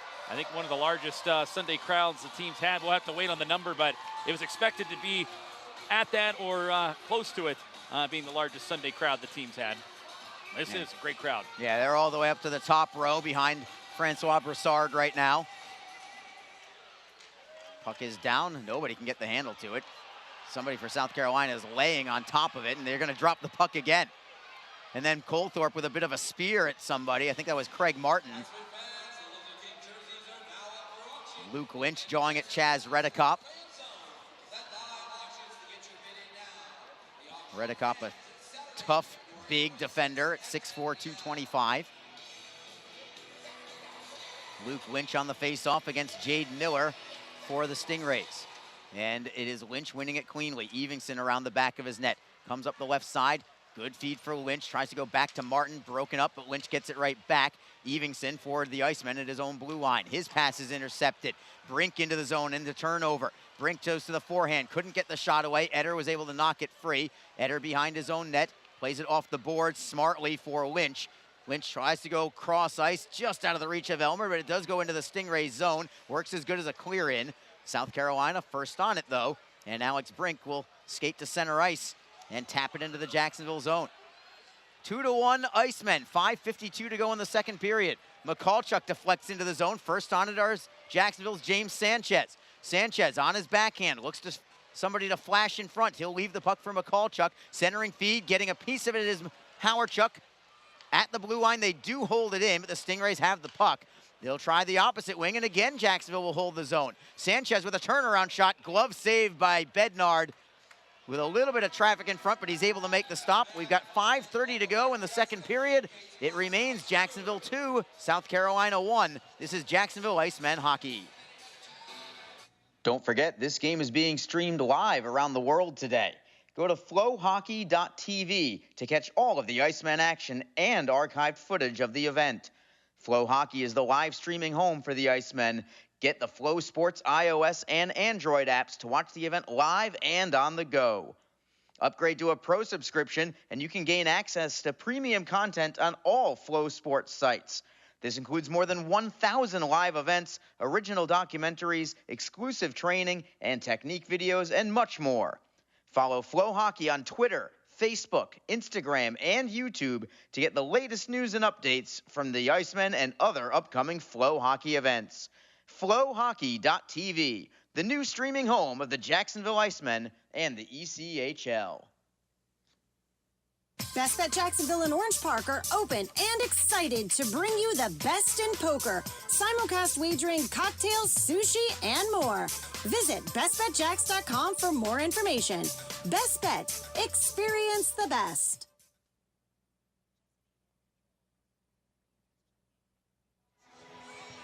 Two to one, Jacksonville on top. Both their goals in the first period.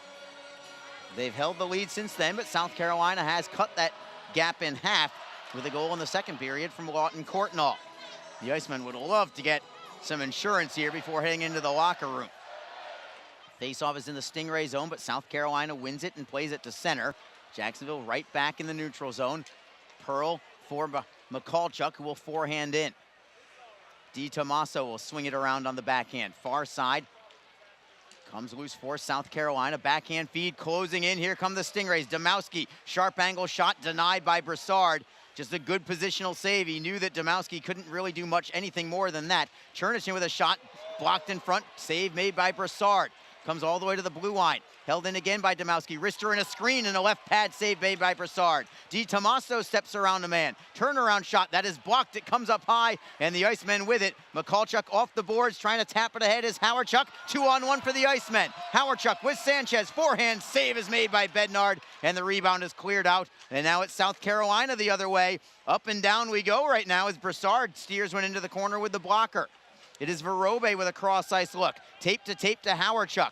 Howardchuk has some space up the middle. He takes it over the blue line. Wrister on net. Save is made. Rebound for Gerdukis for Jacksonville. The Icemen in the offensive zone. Giles will play it down low. Nazarian is first on the puck. Tries to kick it free. Lodermeyer is there. Nazarian tries to again knock it loose. Stingrays can't clear the zone. Here's Nazarian again. Finds Gerdukis. Forehand. Saved by Bednard. He might have actually gone off his mask on the play as the Stingrays will get the rebound. Do not clear it again. The Icemen hold it in. Centering feed. Loose in front. Still loose. Jacksonville can't get there. It's at the blue line. Giles with a wrister.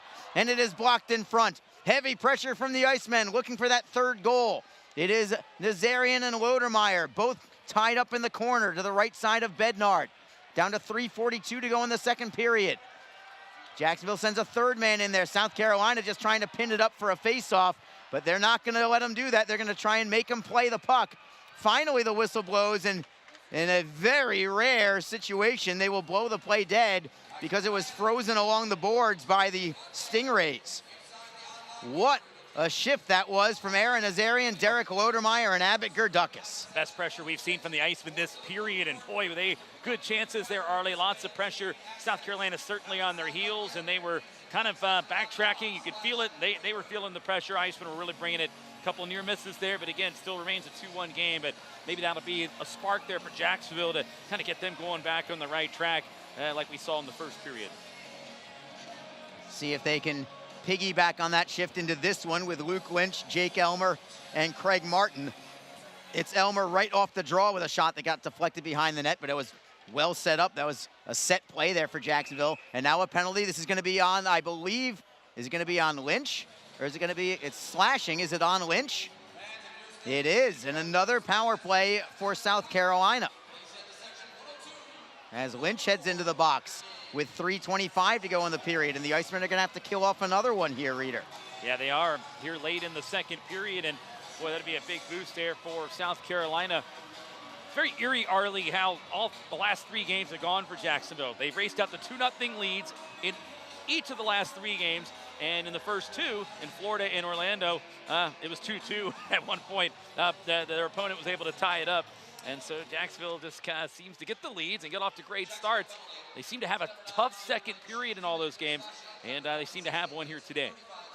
And that's not normally the standard for Jacksonville. I think typically they play very well in the second period. Their best period is the third period without question, but I wouldn't say that the second period is a weakness for them typically either.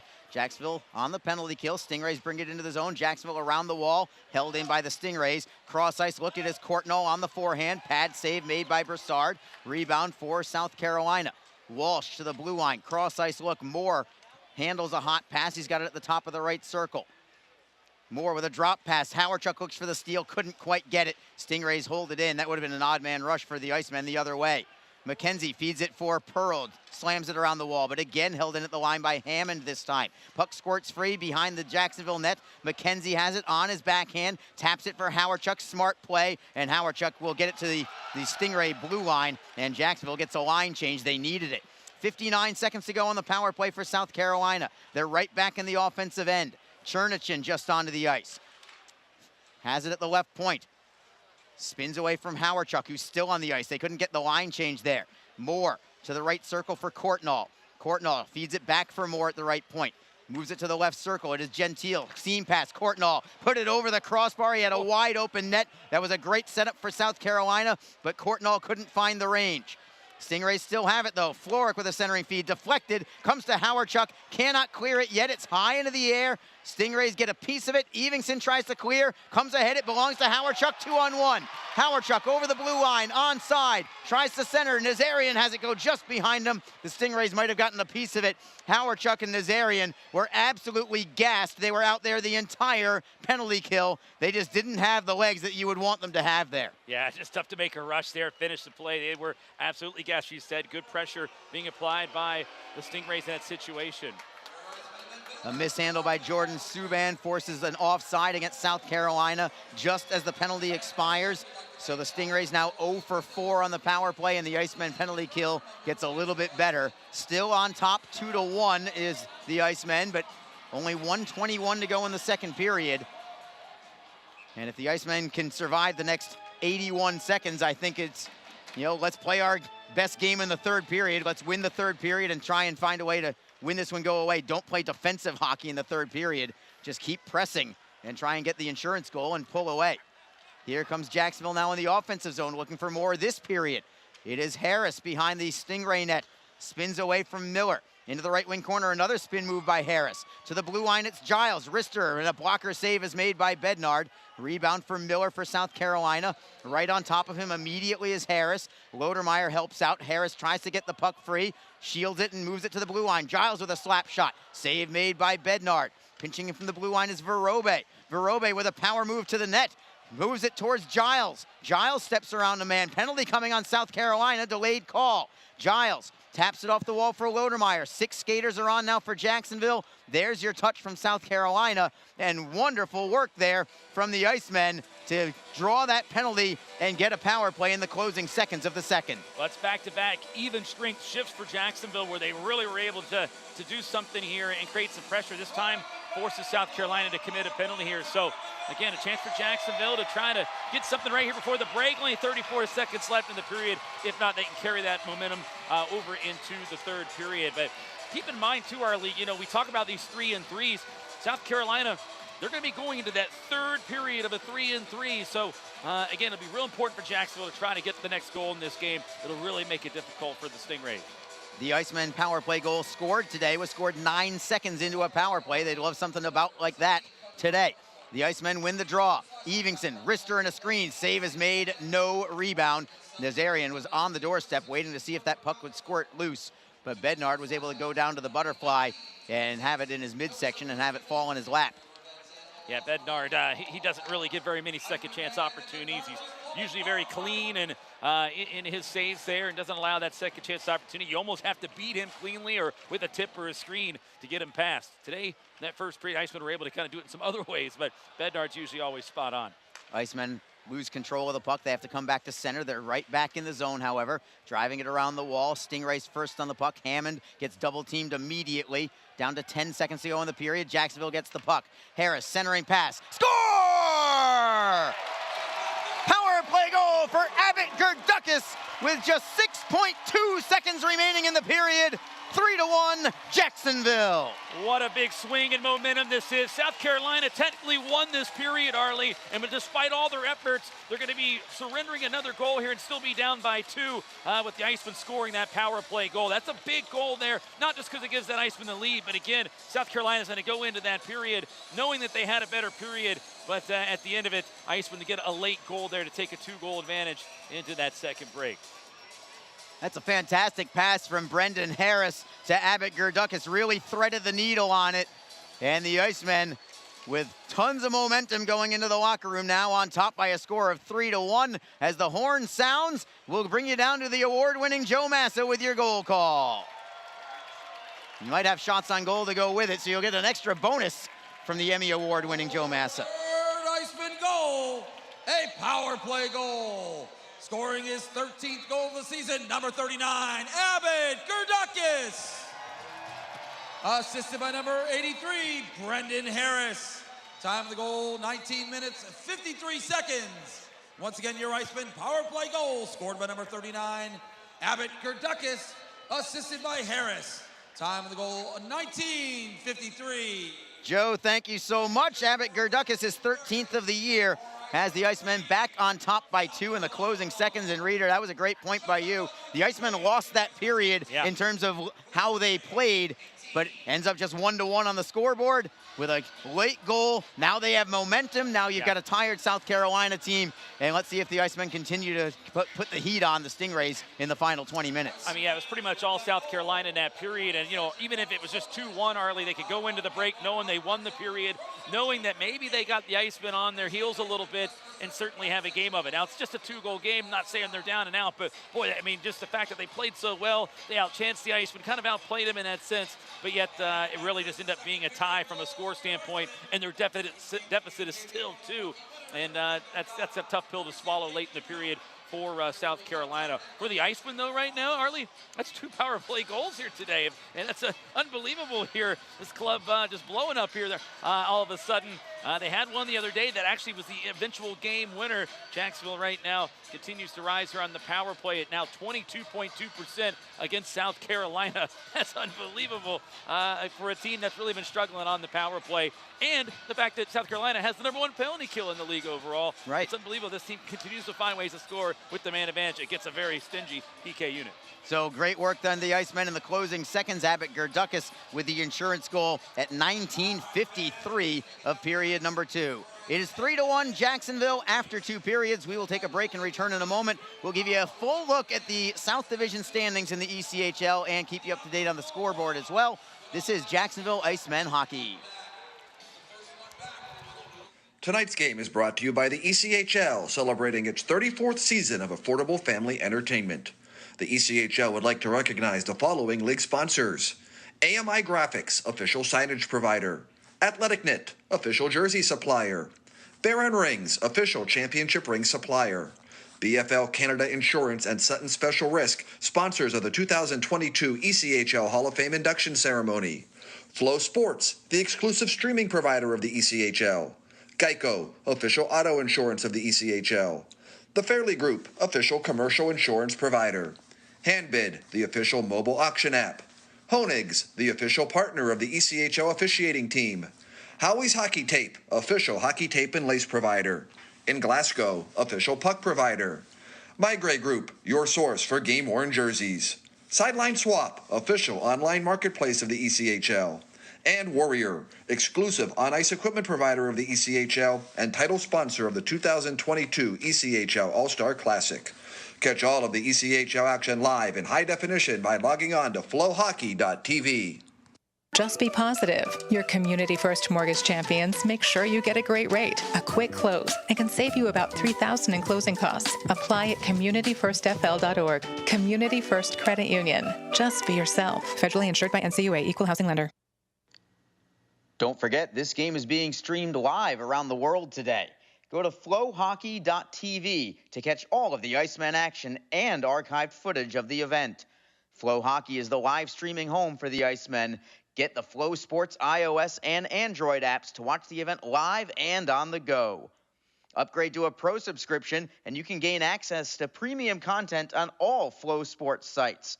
This includes more than 1,000 live events, original documentaries, exclusive training, and technique videos, and much more. Follow Flow Hockey on Twitter, Facebook, Instagram, and YouTube to get the latest news and updates from the Icemen and other upcoming Flow Hockey events. FlowHockey.tv, the new streaming home of the Jacksonville Icemen and the ECHL. Best Bet Jacksonville and Orange Park are open and excited to bring you the best in poker, simulcast wagering, cocktails, sushi, and more. Visit bestbetjacks.com for more information. Best Bet. Experience the best. Just be in control. With free interest checking and great digital tools, Community First makes smarter banking simple. Add an account at justbeyourself.com. Community First Credit Union. Just be yourself. Federally insured by NCUA. Fans, when you're feeling the freeze, you can grab your Icemen gear at the Icemen Team Shop. Just visit jacksonvilleicemen.com/merch to visit our online store. You can purchase Icemen team jerseys, t-shirts, hats, pucks, kids gear, and much more. If you're at the game, you can also stop by our merchandise kiosk located in the arena concourse. If you're located out of town but want to show your support for the Icemen from afar, shipping options are available. So visit jacksonvilleicemen.com/merch to get your Icemen swag today. Just be confident. Community First makes smarter banking simple so you can relax, knowing you're managing your money the right way, yours. Visit justbeyourself.com. Community First Credit Union. Just be yourself. Federally insured by NCUA. The Jacksonville Icemen offer discounted tickets for groups of 10 or more. Whether it's a company outing, a group from your school or church, or just a gathering of friends, the Icemen can help you set up a night of fun at a discounted cost. Other benefits include an intermission ride on the popular Fan Zam, a post-game group photo, or take a shot on net after the game. Ticket fundraisers are also available. For more information, contact the Icemen office at 904-602-PUCK. That's 904-602-7825, or visit us online at jacksicemen.com. Icemen Hockey, feel the freeze. Hi, everyone. This is Allie McDeal from the Best Bet Poker Rooms. Experience the popular Vegas-style game, Fortune Pai Gow Poker. Both locations are now playing face-up Pai Gow. It's more fun to play than ever. You could win up to $25,000 on a single $5 bet. Come play at either Best Bet location today. The Jacksonville Icemen are always looking to give back to the communities of North Florida. The team offers a ticket fundraising program that many local nonprofits and schools and charitable organizations can take advantage of. The program is simple. Your organization sells tickets to an Icemen home game, and a portion of each ticket purchase will go directly to your cause. This is a fun and easy way to raise money and gain exposure for your organization or school. For more information, contact the Icemen office at 904-602-PUCK. That's 904-602-7825, or log on to jacksicemen.com. NHL players have amazing talent, and some of the very best developed right here in the ECHL. Beagles in, he scores! Now, follow all your favorite ECHL alumni every night on NHL Network's primetime hockey show, NHL Tonight. Both teams recognize how big this matchup is. Fire save by Dubnik. Rebound! Goosebump stuff. NHL Tonight, every night 6 Eastern on NHL Network. What is your role in the fight against cancer? The answer could be as simple as driving your car. For many cancer patients, getting to and from treatment is one of their toughest challenges. The American Cancer Society needs volunteer drivers to help provide transportation for people in your community. Through the gift of a lift in your car, you can help patients take one more step in the road to recovery. Get in the driver's seat in the fight against cancer. To find out more, call your American Cancer Society at 1-800-227-2345 or visit cancer.org. Ever wish we could get a new house? Yes, and Community First is freezing mortgage rates for up to 75 days, and they pay closing costs. Ever wish we didn't hire your cousin to fix our leaky roof? Just keep mopping. Ready for a new home? The home team at Community First can help by freezing mortgage rates for up to 75 days and paying your closing costs. Learn more at communityfirstfl.org. Community First, love where you bank. Equal housing lender. We are back in downtown Jacksonville. Arlie Johnson with you between periods 2 and 3. It is a 3-1 advantage for the Icemen, getting a critical insurance goal with just 6.3 seconds remaining in the second period. Abbott Gerdukas, a power play goal set up by Brendan Harris. Official time of that goal at 19:53. And I think that's got the Icemen feeling awful good about themselves going into the locker room. And now it's just a matter of sealing the deal here in the third period. The Icemen, by the way, when playing with the lead, they are sensational when playing with the lead. And how sensational? Well, the Icemen, when leading after one period this year, 14-0-1. When leading after two periods, 16-0-1-1. So they have not lost a single game in regulation all year when they have led after one or two periods. Either way, they've been so good in that situation, and they are in that situation again today. We'll see how it all plays out. The Icemen just need another strong third period, and they should be adding one more victory in each of those two statistics. Let's move now to the standings in the South Division. We haven't had a full look at it in a while. I do want to say something real quick involving the standings. There has been a release sent out from the ECHL in terms of how standings will be marked by winning percentage this year. And I get it. You know, there's a lot of games that have been postponed or canceled due to the pandemic and people just not being able to play the games for whatever reason it might be. But for me, I'm going to simplify it for you. There's only one team in the South Division that impacts. I just went through the whole schedule to look and see who it would impact from the playoff-ready teams in the South. The Icemen, along with the Florida Everblades and the Atlanta Gladiators, at least as of now, are scheduled to play a full 72 games. It is only the Orlando Solar Bears, as of now, again, this is all subject to change, I guess, but Orlando, I believe, is scheduled to play 71. So the only way that winning percentage will come into play is if Orlando specifically is within exactly 1 point of another team. If they are 1 point behind another team exactly, then that would come into play for winning percentage. Other than that, it's just points. So please, I implore all of you, just stick with the points. It's so much easier. Let's just go with where we are in the standings in terms of points and not have to worry about these winning percentages to the thousandth of a percentage. I'm just going to stick with points. I'm going to simplify things for all of you, and we're just going to go that way for the season. If we need to talk about it in maybe the last 5 games or so of the regular season, fine. We'll talk about it then, but not anytime soon. I'm going by points. Here are your standings in the South Division. In terms of points, as of right now, it actually is the Florida Everblades who have first place at 60 points on the year. However, the Icemen are looking pretty good in other areas with that because Jacksonville is only 1 point behind Florida in the standings, 59 points. But here's the key. 4 games in hand for Jacksonville on Florida. One of them is right now. So if the Icemen again hold on in this third period today, you're about 20 minutes away from the Icemen leapfrogging the Everblades back into sole possession of first place in the South Division. And the Icemen would still have 3 games in hand on Florida on top of that. So that's what's at stake for today. Now, it doesn't get any easier after that because the Atlanta Gladiators are nipping at the heels of both Florida and Jacksonville. And Atlanta, again, is winning today, 4-1 over Greenville.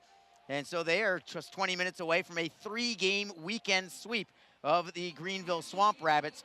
Atlanta right now, 1 point behind Jacksonville at 58 points. But again, we'll go back to the games in hand. Jacksonville, by the end of the day today, will have, it could be anyway, a 1 point lead over both Florida and Atlanta. And the Icemen would have 3 games in hand on both of those teams. So an opportunity to kind of extend the lead as those games in hand get made up throughout the remainder of this regular season. In fourth place, right now it's the Orlando Solar Bears, and they're the team that's kind of just falling a little bit by the wayside in the South Division, at least in terms of making a run for the division crown. Orlando kind of entrenched is maybe too strong a word, but they're clearly in fourth place right now. They're 5 points behind Atlanta.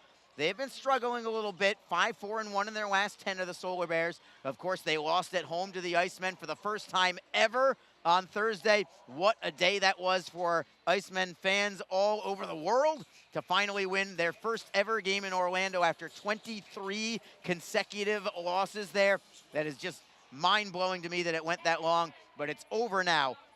In Orlando, again, in fourth place, 53 points. They are currently 5 points behind Atlanta. Orlando is idle today. So by the end of the day, if these scores hold, it would be Jacksonville in first place by themselves. It would be Florida and Atlanta, both 1 point behind Jacksonville, but the Icemen would have 3 games in hand on both of them.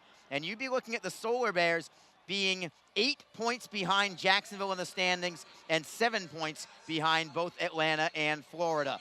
Then you've got your bottom 3, and we addressed it actually in the second period, Alex Reed and I did. The Greenville Swamp Rabbits, I thought, were the one team that maybe would have something to say about getting in the conversation of being in the playoffs, but they've had a couple of rough weekends. They lost a pair of games to Jacksonville last weekend on a home-and-home, and now this weekend just as tough for the Swamp Rabbits as they are just 20 minutes away from losing 3 straight to the Atlanta Gladiators. Those were all games that the Swamp Rabbits had to have, and they're going to lose all 5 of them unless they make a 3-goal comeback here in the third period in Atlanta today. And then you're rounding out your bottom 2, you've got the Norfolk Admirals, 17-25, 2-2, and South Carolina, tonight's opponent, 16-25-5 for the Stingrays. So the Icemen, again, just 20 minutes away from being in sole possession of first place. If they do hold on today, their record would improve to 29 wins, 14 losses, 2 overtime losses, and 1 shootout loss. And that would put Jacksonville 15 games over 500 for the first time in franchise history. So that's a lot at stake here for Jacksonville. First place, best ever mark, best winning percentage for Jacksonville at this stage of a season. A lot of great things going for the Icemen, and also trying to extend their winning streak to 5 consecutive if they get the job done here today. We'll take a quick break. We'll return in just a moment. We're going to have the start of your third period when we come back. It's Jacksonville on top by a score of 3-1 over South Carolina. This is Jacksonville Icemen hockey. Don't forget, this game is being streamed live around the world today. Go to flowhockey.tv to catch all of the Icemen action and archived footage of the event. Flow Hockey is the live streaming home for the Icemen. Get the Flow Sports iOS and Android apps to watch the event live and on the go. Upgrade to a pro subscription and you can gain access to premium content on all Flow Sports sites. This includes more than 1,000 live events, original documentaries, exclusive training and technique videos, and much more. Flow Sports iOS and Android apps to watch the event live and on the go. Upgrade to a pro subscription and you can gain access to premium content on all Flow Sports sites. This includes more than 1,000 live events, original documentaries, exclusive training and technique videos, and much more. Flow Sports iOS and Android apps to watch the event live and on the go. Upgrade to a pro subscription and you can gain access to premium content on all Flow Sports sites. This includes more than 1,000 live events, original documentaries, exclusive training and technique videos, and much more. Flow Sports iOS and Android apps to watch the event live and on the go. Upgrade to a pro subscription and you can gain access to premium Just be in control. sports sites. This includes more than 1,000 live events, original documentaries. Okay, we're just in a rinse and repeat with that commercial. I don't know what's going on there, so I'm just going to take it back. And we'll talk live here. We're just a minute away from the start of period number 3 anyway. Gives us an opportunity to go through the entire ECHL scoreboard right now as the lights get dim here in downtown Jacksonville for the third period hype music. We can tell you about the other scores going on around the ECHL right now. The only other game involving South Division teams, we've already talked about it. The Atlanta Gladiators have a 4-1 advantage over the Greenville Swamp Rabbits. 15 minutes to go in that game, and the Gladiators are on their way to a 3-game weekend sweep over Greenville. They've got a good one going on in Cincinnati, the Toledo Walleye, who have the best record in the entire ECHL.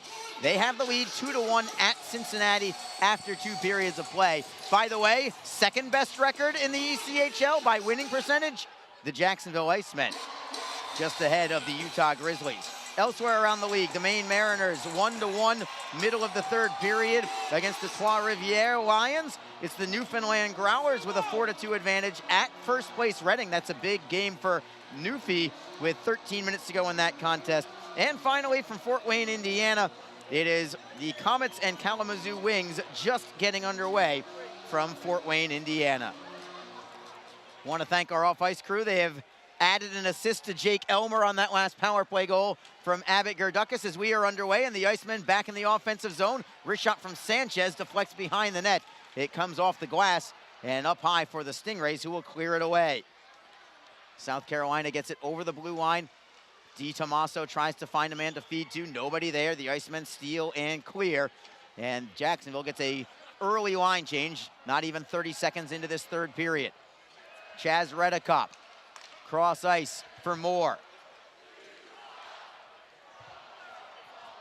And even though it's the start of the third period, the Icemen crowd is all over Ryan Bednard right now as South Carolina comes back with a chance. Redekop with a shot on net, deflects on goal. Save is made by Brassard. Rebound for the Icemen and Lodermeyer. Lodermeyer backhanding it off the wall. McCulloch, great job to sweep that puck away from Connor Moore and continue it on behind the Stingray net.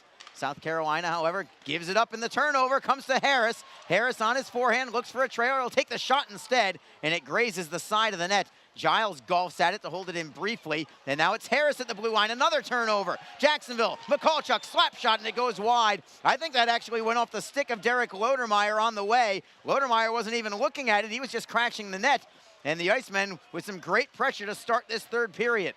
Lodermeyer tries to get the puck away from a double team, can't do it. South Carolina plays it to center and clears into the zone. Could be icing, and it will be. Jacksonville is first on the puck. And so the Stingrays, who have some tired bodies, will have to go back out onto the ice with 18:27 to go in the third period.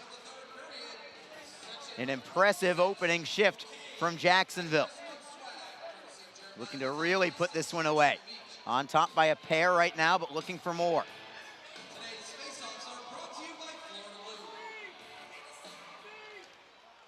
Stingrays win this face-off. They'll clear it to center.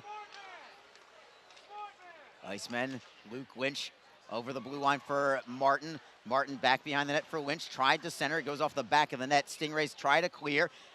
At the blue line, Brian Eder holds the zone. But his pass was deflected. It comes all the way back into the Jacksonville zone, and now it's a steal from South Carolina, only to have it poked back away by Jacksonville. Eder leaving the puck for Lynch behind the Icemen net. Comes around the wall for Elmer. Elmer for Croy Evingson. Evingson tries to get to the red line. He'll drive it in behind the net of Bednard. Bednard faking to the left, moves it to the right instead, and the Stingrays with a clear out to center, nobody home. And Jacksonville right back in, where Bednard will leave the puck for Jordan Subban. Subban drifting to the right, feeds it to the left, picked off there by Jacksonville. Here's Hawerchuk gaining the line, Nazarian helping him out. Hawerchuk gets a piece of it. Hawerchuk actually leads the Icemen in scoring against South Carolina this year. Stingrays try to clear at the blue line. Gerdukas couldn't quite hold it in. It bounces at center for the Icemen. And Derek Pearl making his Jacksonville debut. Over the blue line, it's Hawerchuk for the Icemen. Hawerchuk's feed well in front of Abbott Gerdukas. Chernichin gets driven off the play by Nazarian, but gets it right back. And the Stingrays are into the offensive end. Domowski around the back of the net, trying to jam it in from the corner of the goal is Floric, but Brassard holds the short side post. Play goes back behind the net. South Carolina looks to center, but it's poked into the corner by the Icemen. Man goes down, and Chernichin. Martin feeds it for Chernichin. Martin gets it back. Chernichin to the forehand side. Forehand off the post. You can hear it from here. Puck is loose, and the Icemen will clear it away. South Carolina pings one off the post as they tried to close within one yet again. Good work there from South Carolina, led by Andrew Chernichin. I believe that he's the one who put it off the pipe as well. And the Icemen fortunate to stay on top by a pair with 16:28 to go. So again, going back to that Icemen goal in the closing seconds, they have now added an assist to Jake Elmer for that one. So Elmer with that apple, now a goal and an assist tonight. Multi-point game for him. Stingrays win the face-off in the offensive zone. It is Gentile into the slot. Courtnall drives one wide. trying to clear it as Howardchuk. It goes high into the air, bounces free for Jacksonville. It's Gerdukis with speed, creating a 2-on-1 with Nazarian. Nazarian left circle, tries to cut to the backhand. Save is made by Bednard. Rebound is covered up. What a beautiful move by Aaron Nazarian, and sticks her up high at the whistle as Martin shoves away at Abbott Gerdukis.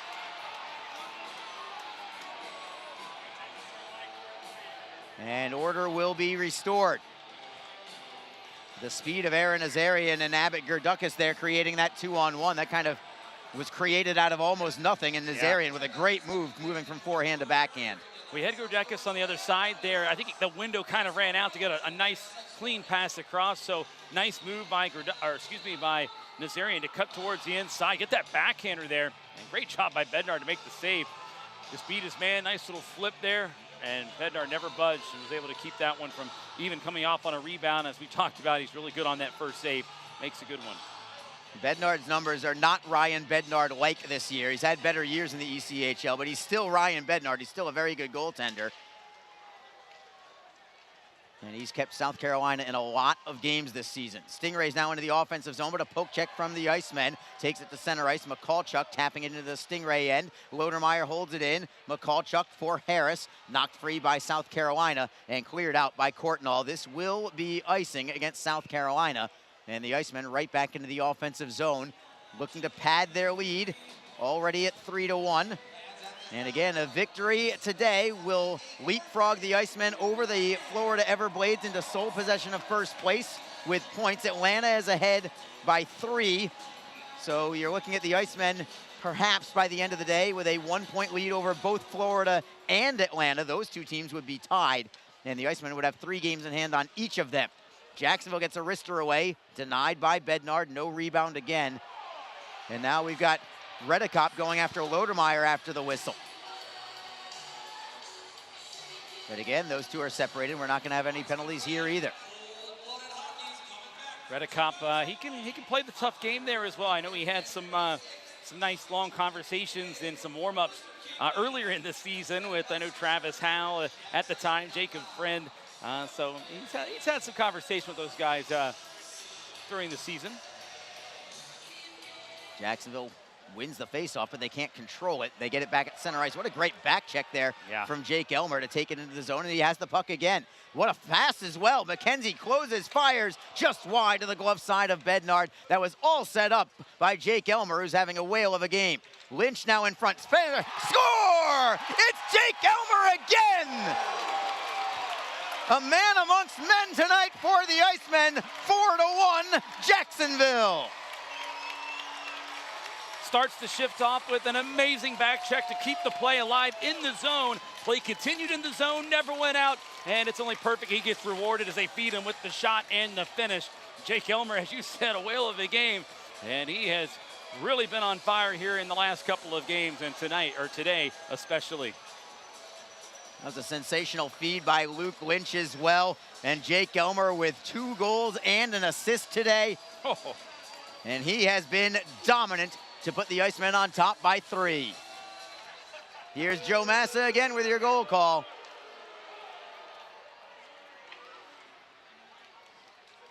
Your 4th Iceman goal, scoring his 2nd goal of the game, 13th goal of the season, number 59, Jake Elmer.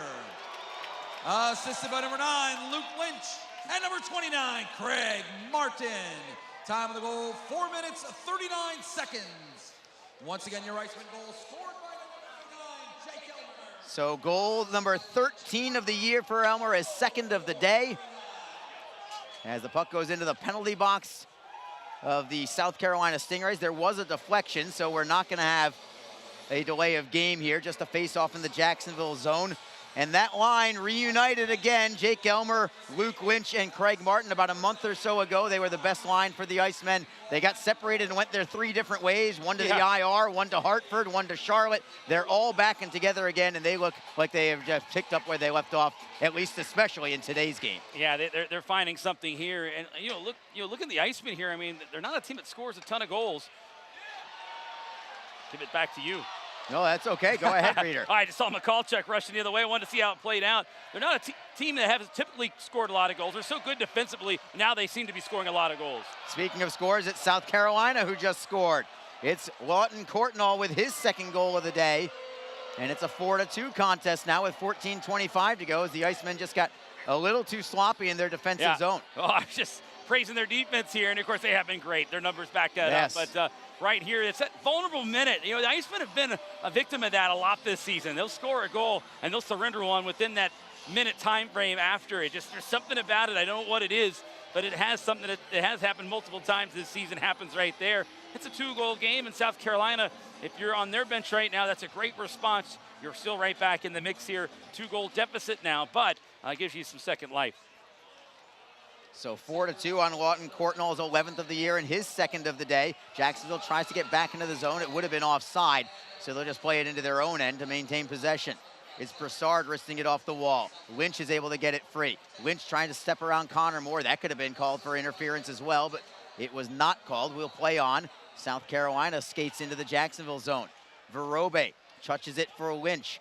Lynch finds Craig Martin. 3-man rush. He's got Elmer on the right wing side. Elmer cross ice. Nobody home. Comes off the wall for Gentile, who slams it out. He was trying to send Courtnall on his way for what could have been a breakaway, but it was well out of his reach, and it ends up being icing instead against South Carolina. Yeah, I don't think Gentile really needed to rush that pass either. He had time to collect it, survey things, and send it up and get that one a little bit more precision. He just kind of slung it out there, resulted in icing, and Jacksonville's certainly not complaining about it. They'll have an offensive zone draw.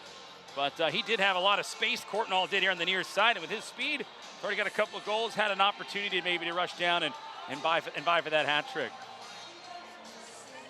Jade Miller and Derek Gentile assisted on that goal from Lawton Courtnall.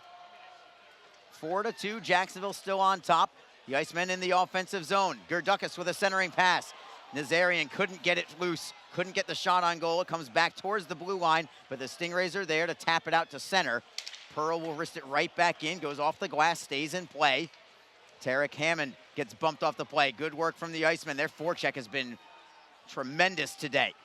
Nazarian keeping the puck tied up along the wall. Stingrays get it back now, chipping it off glass and out, and again out of play. No penalty here for delay of game. It did chip off the glass, and we will go to break. 13-12 to go in period number 3. Each team has scored here in this third period, and the Icemen remain on top by 2. It's 4-2 Jacksonville. This is Jacksonville Icemen hockey. The Jacksonville Icemen. No penalty here for delay of game. It did offer discounted tickets for groups of 13-12 to go in period number 3. Each team has scored here in this third period, and the Icemen remain on top by 2. It's 4-2 Jacksonville. This is Jacksonville Icemen hockey. The Jacksonville Icemen. No penalty here for delay of game. It did offer discounted tickets for groups of 13-12. Fans give a warm Okay, we're back again, Reader. It's like a poltergeist in the system right now. You know, that happened in the game. It's the most bizarre thing. I don't know how that happens, but somehow it's been happening here in the last couple home games. Whatever. But you're right. The Gremlins are out and about here on the broadcast side here today. I think they're inside the soundboard here. Yes. Doing something. Keep trying to push us down, but we will not be denied, Reader. No. 14 of the next 16 at home. We better figure it out quick. Yeah, you got that right. In fact, out of those 16 games, all 16 of them, including the 2 road games, in the state of Florida. So, Reader, you don't have to leave the state until March the 29th for the final road trip of the year, which will begin a 9-game trek. All total, first 5 of them will all be in Norfolk, Virginia. Yeah, they will, and I'm not really against that trip there at all. You know, it's obviously I hail out of Virginia Beach, so that's right my neck of the woods growing up. But I get to see some family on that trip. But you're right, it's good for this team. They've been on the road a lot. Trust me, we've logged a lot of miles here, and it's been tough to see. I think these guys will really relish the opportunity to be here at home for a good portion here of the next stretch here, as you just talked about and alluded to. So I'm really excited about being home, getting settled a little bit, being in one spot. Get tired of hotels sometimes, but again, the Icemen will need to enjoy it and try to take advantage of it, because it is going to be a very lengthy trip, Harley. Yeah, and even though they are at home, that doesn't mean that it will be easy by any stretch. No, not. A lot of difficult games. Florida, I think 3 times. Greenville, I think 2 times. Orlando, I want to say maybe even 4 times total. As the Icemen try to get a shot towards goal, they cannot do it. So it's not like they're playing cupcakes, although this week it could be a little easier with South Carolina today, and then a pair at home against Norfolk. The only times that Norfolk is even in this building all season long is this upcoming week. But it's a lot of the top 3-4 teams in the division after that. Atlanta comes here 3 times as well in this home stretch, I should say. Jacksonville back in the offensive zone. Centering pass picked off and cleared out by Ryan Domowski. And the Icemen are first on the puck at their own circle. It is Croy Evingson. Evingson dekes away from Miller. Feeds it to the right. He finds Lodermeyer. Lodermeyer clears in. Blocking it behind the net is the goaltender Ryan Bednard, leaving it for Bryce Martin.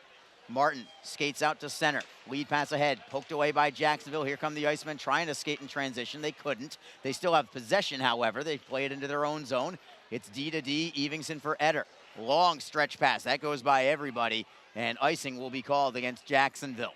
11:54 on the clock in the third period. The Icemen looking for their 5th consecutive victory, Reader, in front of an incredible crowd today of 7,624. I have to think that that's the best Sunday crowd that the Icemen have ever had in their 5 years. Yeah, I don't have all the numbers on that, but I know that talking with management before the game, they were expecting it to be the largest Sunday crowd. I haven't seen one any bigger, any larger than this. This has been phenomenal, and it's great to see. You know, football's over, people are excited. I think to just kind of get and do something else here. And great crowd, great weather. It's a beautiful day in Jacksonville, and as you like to say, Arlie, beautiful day for hockey. We'll see if that continues to hold true here for the Icemen by the time this game ends. Well, it's been a beautiful day for Jake Elmer as well. 3 points on the day for him.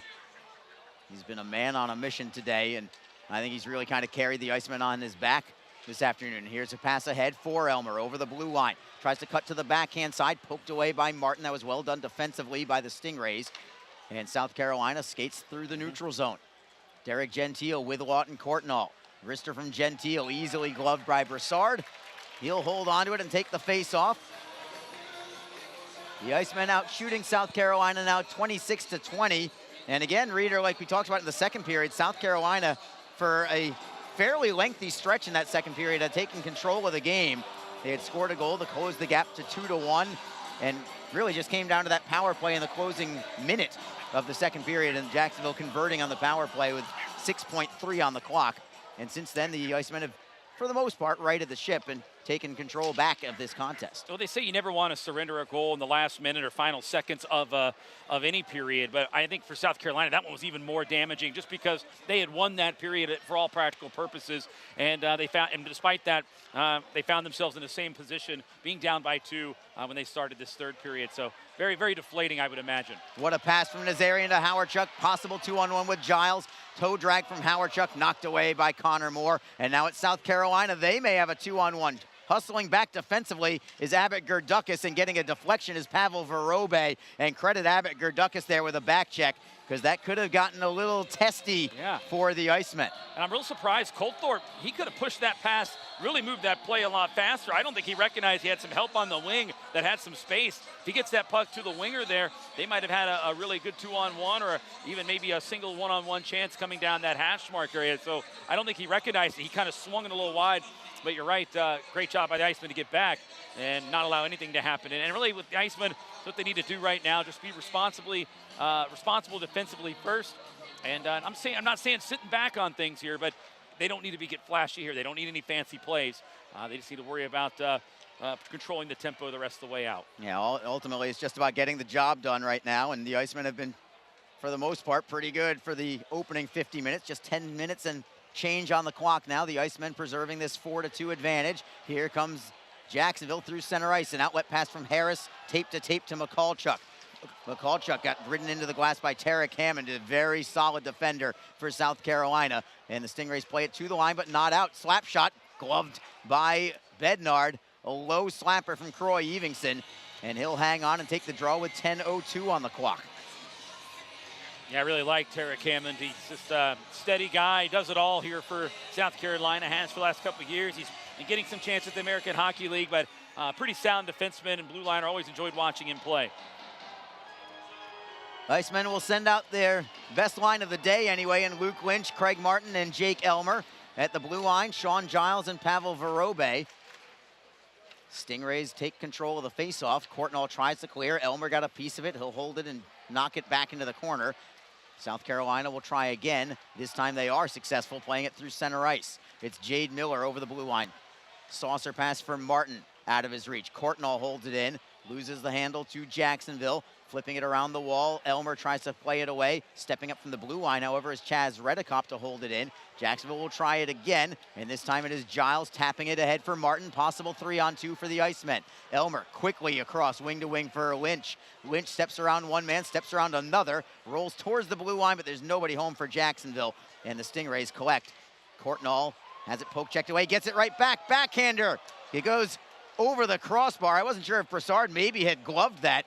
Courtnall bidding for the hat trick for South Carolina. Now it's Jacksonville the other way. Craig Martin will rim it around. Gerdukas on the puck. Abbott Gerdukas tries to kick it onto his stick. Moves it to the forehand. Nazarian to the blue line for Eder.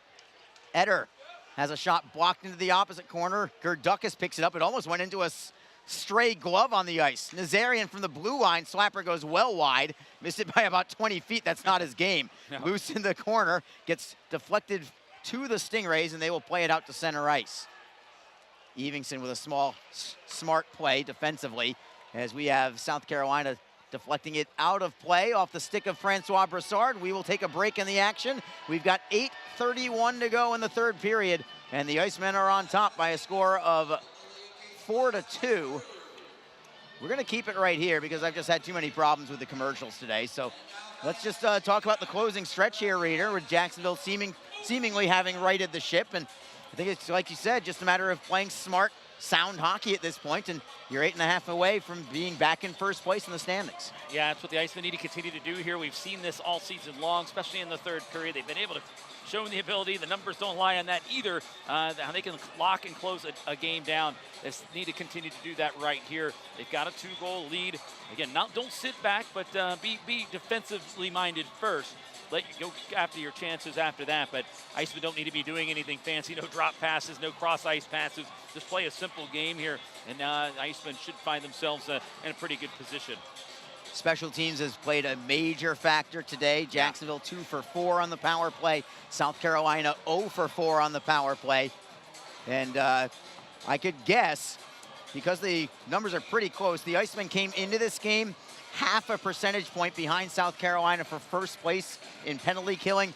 Well, Florida didn't play, but they're only 0.1 behind them. By the end of the day, if things hold the same, if there are no more power plays, you could be looking at the Icemen going back into the top spot as the #1 penalty kill in the entire ECHL as well, taking it over from today's opponent in South Carolina. Wouldn't surprise me the way they played this week, Arlie. I mean, look how they started the week down, and Florida had to kill off a 5-on-3 for 1:47 in overtime. Yeah, that was the penalty kill of the season right there, Reader. It really was. It was such a big thing, and then the Icemen eventually go on to win that game in a shootout. So again, PK's been great, and it has been all season long.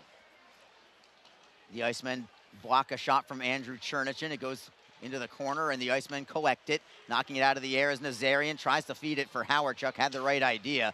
I don't even know how he had the vision to even try to make that pass, and the Icemen get a steal. Gerdukas, drop pass. Nazarian, oh, what a save made by Bednard. What a prettier pass, though, from Gerdukas. Now it's Howardchuk, and another stop made by Bednard as the Icemen are trying to put this one away.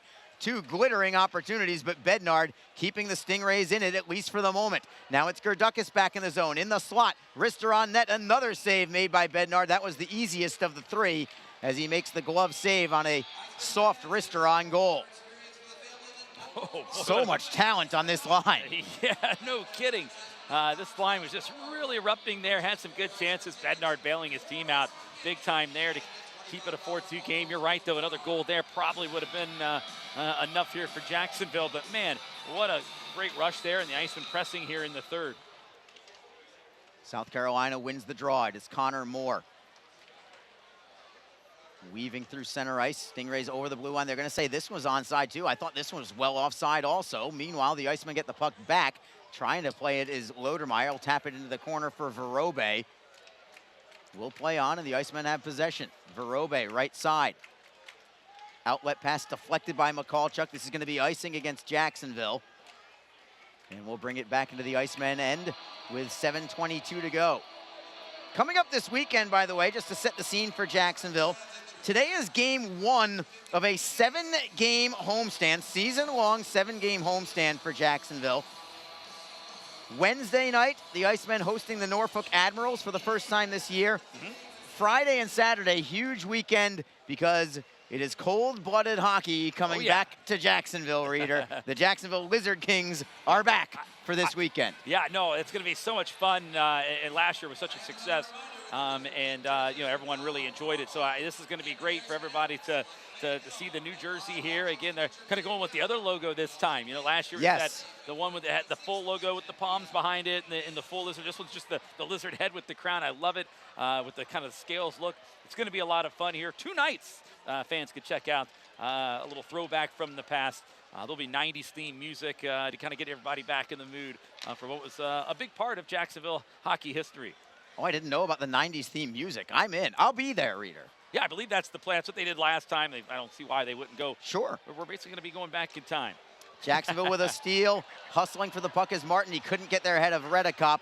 Helmet came flying off from somebody as well. I think that was a Stingray player as Jacksonville has it back at center ice. And now we've got a whistle and an offside against the Icemen. Crowd buzzing right now. I think they maybe thought too many men because Stingrays were slow getting back. That Bryce Martin there, he got hit, kind of popped. The helmet came off there as well, lost his stick. Now he's got to go back out and get it. But I think he was slow kind of getting off, and they had a man step off for him. And then I don't know if the puck hit him or not, but the fans were kind of, I think, reacting to what maybe they thought should have been delayed. And you know what? I love that about this crowd here in Jacksonville. They think that Jacksonville isn't necessarily a hockey town. Well, they are. They are very knowledgeable here in Jacksonville. They know exactly what's going on. This is not one of those southern cities, oh, hockey's great, let's drop the gloves and fight every chance we get. These guys know what they're talking about. I love this crowd here. I've loved it for 5 years. They already knew that there was a good base of people here in Jacksonville that knows exactly what's doing. They know the nuances of everything. They know when there's a too many men. They know when it should be a delayed offside. They get it here in Jacksonville, and they have for a long time. No, they really have, Harley, and I mean, it's just one of those things where they know the rules. They're, people think of Florida, they don't think hockey, and they think, oh, wow, they don't know anything about hockey. Of course they do. This crowd, nothing's getting past them, and they're trying to sell it, as well. And, every time you hear the crowd react, the officials don't think that they don't. They look around thinking, okay, what did I miss? There's got to be something going on. It makes them, their awareness level go up a little bit, too. Offside against the Icemen again. Crowd knew it that time. It's against Jacksonville, so... No reason to get upset about that one. No booze, no nothing. No booze, no nothing. Yeah, for the offside there. Yeah, let's just move on to the next drop of the puck. Yeah, no kidding. It is. I remember hearing stories, my early days in hockey when I was with the Lewiston Maniacs of the Quebec Major Junior Hockey League. The town of Rimouski up in Quebec there on the St. Lawrence River there. That's where Sidney Crosby played. And I used to hear a lot of phantom calls because the crowd would react. If Crosby would fall down, even though there was nobody near him, the crowd would react in such a way as if it did. And referees, you would see, just turn around. I saw videos of this. Referees just turning around, raising their arm. They figured something had happened there. I'm not trying to get on this Crosby thing. I like the guy. He's a heck of a player. But the crowd there, and I got to experience it, they would sell penalties. They were very good at maybe that persuasion part there up in Rimouski. Hats off to them. I saw several times, phantom penalties would happen because the crowd reacted to something. It's very interesting. Oh, that's a great nugget there, Reader. I love that. Yeah, it's a great town. Passionate hockey fans up in the province of Quebec, without question. But, it's all about selling it. Fans would certainly do it there. Whatever it takes to help your team to a victory. Jacksonville clears the zone. This is going to be icing if it reaches, and it does. It does reach the goal line. It's icing against Jacksonville. The last minute or so has been pretty choppy here with several whistles. 5:40 on the clock. Jacksonville still just, I won't say that they're in a defensive shell. I think head coach Nick Luco and assistant Brandon Mashinter never really fall into a defensive shell, or very rarely, I should say. When they have a lead in the third period, they're still playing aggressive hockey, smart hockey. They're not doing anything out of control. But it's just, it's not definitely not defensive shell kind of hockey where they're just preserving a victory. They are going out there to play and extend the lead any chance that they get. We have an offside call against South Carolina. And the faceoff will come back out to center ice with 5:24 to go. And we will take another break. You know what? I'm going to try it again, Reader. Let's take one final break with them. Make it we'll happen. come back and wrap things up in a moment. It's 4-2 Jacksonville. This is Jacksonville Icemen hockey. Tonight's game is brought to you by the ECHL, celebrating its 34th season of affordable family entertainment.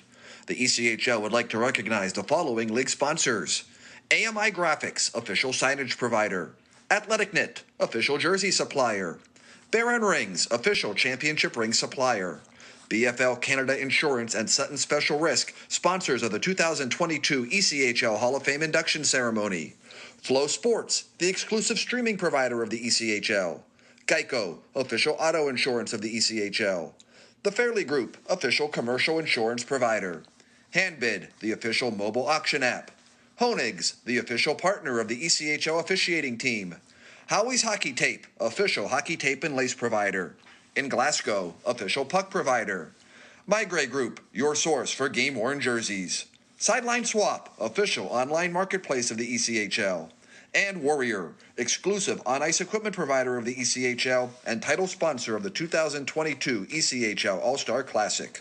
Catch all of the ECHL action live in high definition by logging on to flowhockey.tv.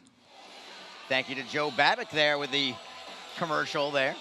Joe Babick. That's right. The served the league a long time, still going. Very, very long time. Director of Communications. For the entire league. It was good to see him here in Jacksonville for the All-Star Classic as well. It was the first time I had seen Joe in 18 years. Oh, wow. When he was a broadcaster for the PD Pride in this league in Florence, South Carolina. And I was honing my trade for the Greensboro Generals in North Carolina at the time. We were only 3 hours away, so Joe and I got to know each other pretty well. Also a couple of Syracuse alumnus, him and I. And Joe has done great things for the league for a long, long time, like you said, and he does tremendous work in his role now for the league office.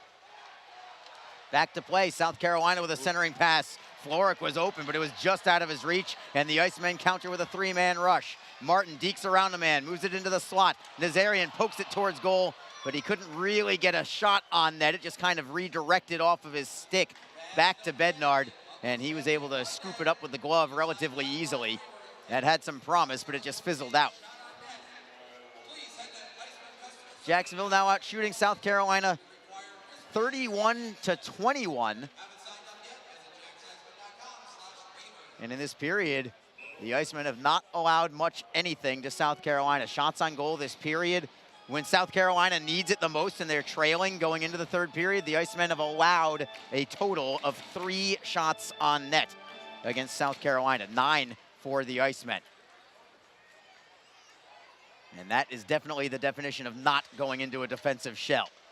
You're just doing your things offensively and not allowing much on the opposite side. Here comes South Carolina back into the zone.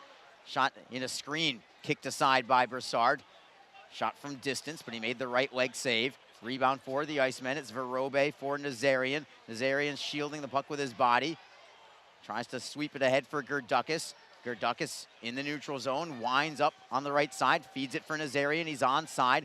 Tries to spin it behind the net of Ryan Bednard. Bednard will play it himself to the near side. Nazarian tries to keep the puck away from Miller and does on the turnover. Hawerchuk behind the net. Loses it to Martin, and the Stingrays get it just over the blue line, right back to the neutral zone. Here comes Hawerchuk flying over the blue line. Steps away from one man, now loses it to Di Tommaso, and the Stingrays get to center ice. Down to 3:37 to go in the game. The Icemen on top 4-2.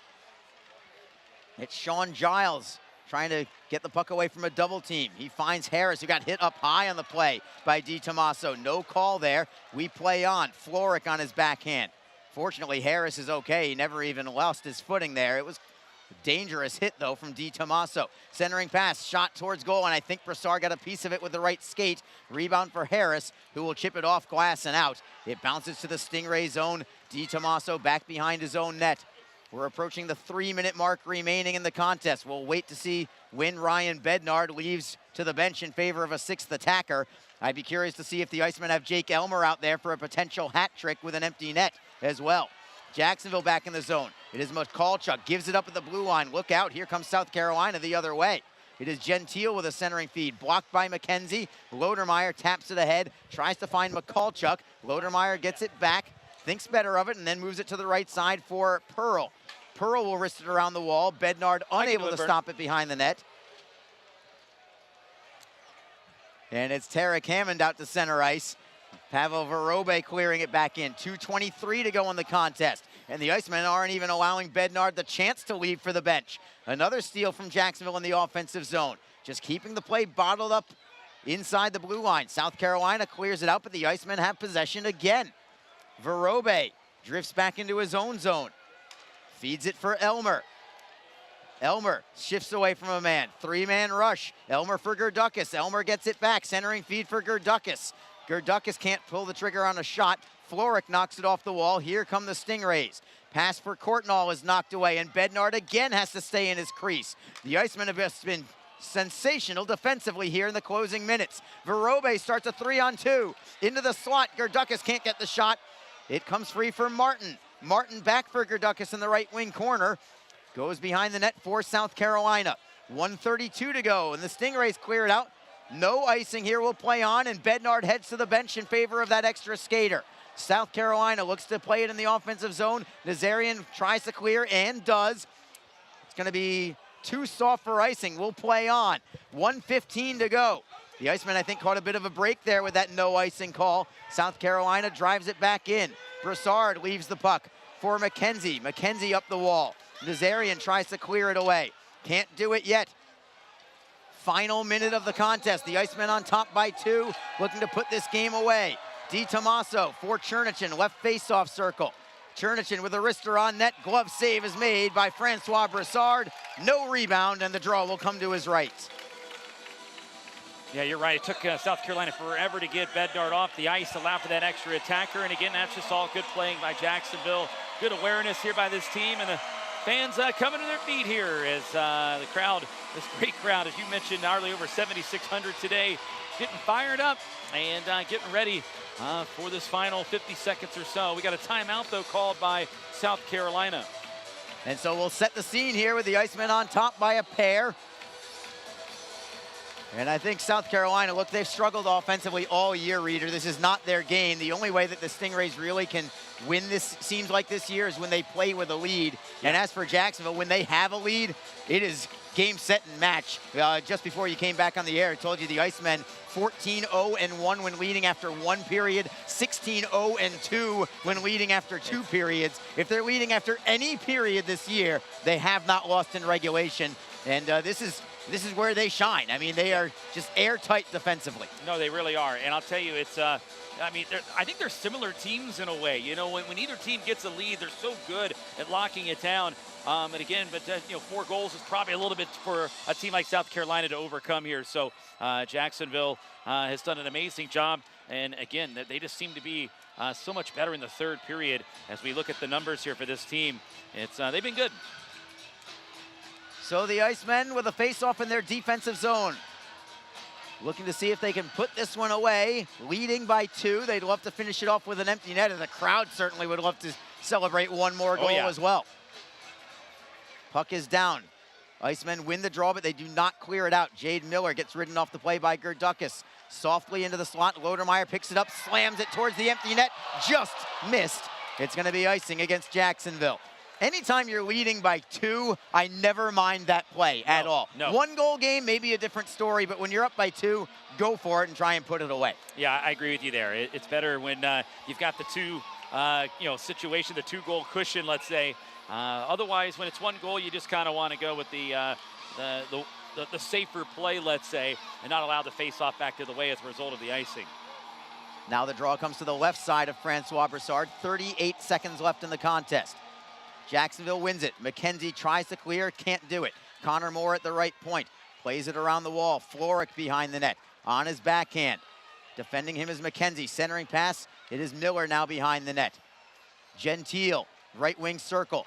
Tries to throw it in front. Knocked away by Jacksonville. Here come the Icemen. Nazarian for Gerdukas. 2-on-1 with Lodermeyer to put it away. Lodermeyer's going to walk in and slam it home. empty net goal for the Icemen. It's 5-2 with 12.7 seconds to go. There it is. That brings the crowd to their feet right now as Lodemeyer puts in the open net and makes it a 5-2 game. Hey, 5's better than 4, right? And, of course it is. Good job, good patient play. Gerdukis tossing it across, giving it over to Lodemeyer. And Lodemeyer had all day to put that one home. Nothing fancy there, just shoves it in. He's had a couple empty netters here in recent weeks, and he had that one in Utah, I remember. Double digits for goals now for Derek Lodemeyer, as well as 10th of the year from Abbott Gerdukis and Aaron Nazarian. They're checking something at the scorer's table. I'm not sure what this could possibly be about. Yeah, I'm not certain either. Andrew Chernichin, the captain for South Carolina, getting the explanation from Alex Normandin. I'm not certain. Does a penalty get picked up or somebody say something? Not really sure. I kind of don't want a penalty on South Carolina now. It's just going to make it tougher for it's going to knock the Icemen power play down a notch. Yeah. Here's Derek Lodemeyer's goal from Joe Massa. Number 39, Abbott Gerdukis, and number 22, Aaron Nazarian. Time of the goal, 19 minutes, 47 seconds. Once again, and clock ticks away. The Icemen have the puck in their own zone. It's 5 straight for the Jacksonville Icemen, and 7 out of 8 overall as this game is over. 5-2 your final score. And now we've got Bryce Martin going after somebody for the Icemen. Bryce Martin going after Craig Martin. Sticks her up high at the end. Yeah, Bryce Martin went streaming in full speed to lay some hits when the Icemen were just content to let the clock wind down. Kind of came in very aggressively there. Now he's got words for the whole bench. Hey, I guess you play till the whistle blows. And Bryce Martin, who hasn't logged a ton of time here today, he does it right there to the actual whistle blows. A couple big hits there stirring the pot. So the Icemen with, again, a 5th straight victory, 5-2 over the South Carolina Stingrays. The Icemen now 29-14-2-1 on the year. And we're going to have your number 1 star of the game in just a moment, Reader. All righty, Arlie, I'll let you head down there to get that. But the Jacksonville Icemen picking up a big victory here. They're going to salute their fans. Crowd of over 7,600 here today. And they are a fired up bunch here. Icemen have won 5 in a row. Lots of smiles down there on the ice here. Jacksonville with the 5-2 victory. They outshot the Stingrays 32-24 here in this contest. But really, the Icemen, a great start to the game. And then a really sluggish second period. They kind of fell asleep in that period. Allowed South Carolina to stick around, stay in the game, and make it a 2-1 game at that point. You know, as South Carolina was able to get on the board on the first of 2 goals for Courtnall today. But then after that, the Icemen getting the late goal that made it 3-1. That was such a big goal there for Jacksonville as they were able to get the goal there on the power play late. And I think that really was the momentum turner there because South Carolina, despite playing a really great second period, they no longer really had any reward for it. They were in the same spot they were at the start of the period. Jacksonville kind of breaking their back on that one, and that made it a 3-1 lead going into this third period. The Icemen get some safety goals here, to insurance goals, and an empty netter as well to make it a 5-2 game here today as they pick up the big win. This crowd of 7,624 all able to, most of them going able, I don't want to say all of them, I'm sure there were some Stingray fans in the crowd that made the trip down from North Charleston, but majority of them going home happy here today with the win. We'll have the 3 stars coming up here, and Arlie will be with your number 1 star. We'll have that conversation coming up. Send it down to Joe Massa for today's 3 stars. Stars of the game. Your number 3 star from your Jacksonville Icemen with a pair of assists. Number 83, Brendan Harris. Brendan Harris. Boy, he has been a welcome sight here. Acquired from the Wheeling Nailers a few weeks back, and since he's been here, he has been putting multi-point games together. And your number 2 star, also from your Icemen, with a pair of assists as well. Number 9, Luke Lynch. Yeah, Luke Lynch, another welcome sight for the Icemen here. He was on the IR for a couple of weeks, and Jacksonville loving to have him back. I know Nick Luco is excited about it. Had 2 assists here today, as Joe mentioned. And your number 1 star of the game from your Icemen with a pair of goals, number 59, Jake Elmer. 2 goals and an assist for Jake Elmer, and he has been fantastic here, and a 3-point outing for him. Elms, what a performance from you and the team. It seemed like you were feeling it in the early going. Once you get your speed going, it seems like you feel like you are really in the zone. Yeah, our team played great today. Brasser was standing on his head today. I thought, we had a great group effort, and we just came out with a win. Your line, along with Craig Martin and Luke Winch, really seems to be clicking. It was that way about a month ago. Then you went up to the American Hockey League. Craig Martin went up to the American Hockey League. Seems like you've picked up right where you left off. Yeah, Craig's an outrageous player. Everyone on our team is unbelievable. I was lucky enough to go up there and, prove my stuff. But now I'm back, and the Icemen are rolling, so we're going to, make a run at this. That's 5 straight wins now for Jacksonville as well, and a ton of home games coming up. How good is it to play in front of this crowd? Best crowd in the league for sure. Everyone's so energetic. Everyone's so supportive. Like I said, best fans in the league, and we wouldn't do it without you guys. Thank you. Jake, thank you very much. Congratulations. Appreciate it. Go Icemen. Joe, right back to you. And there you have it, the media savvy Jake Elmer, today's #1 star. 2 goals and an assist for him. He was fantastic in this hockey game. And, well, let's get to how we got to this 5-2 score, shall we? Jacksonville getting on the board first, just like they had in the last 3 games. 9:09, the Icemen get on the board first, and it was Pavel Vorobey. Pavel Vorobey had the eventual game winner in Thursday's game at Orlando in that 3-2 victory. Starts off today with the first goal of the game, his 4th of the season, set up by Giles and Lynch. Vorobey's been scoring his goals kind of with the slap shots and the one-timers. This one he kind of snapped past Ryan Bednard from the left circle. 1-0 Jacksonville at that point.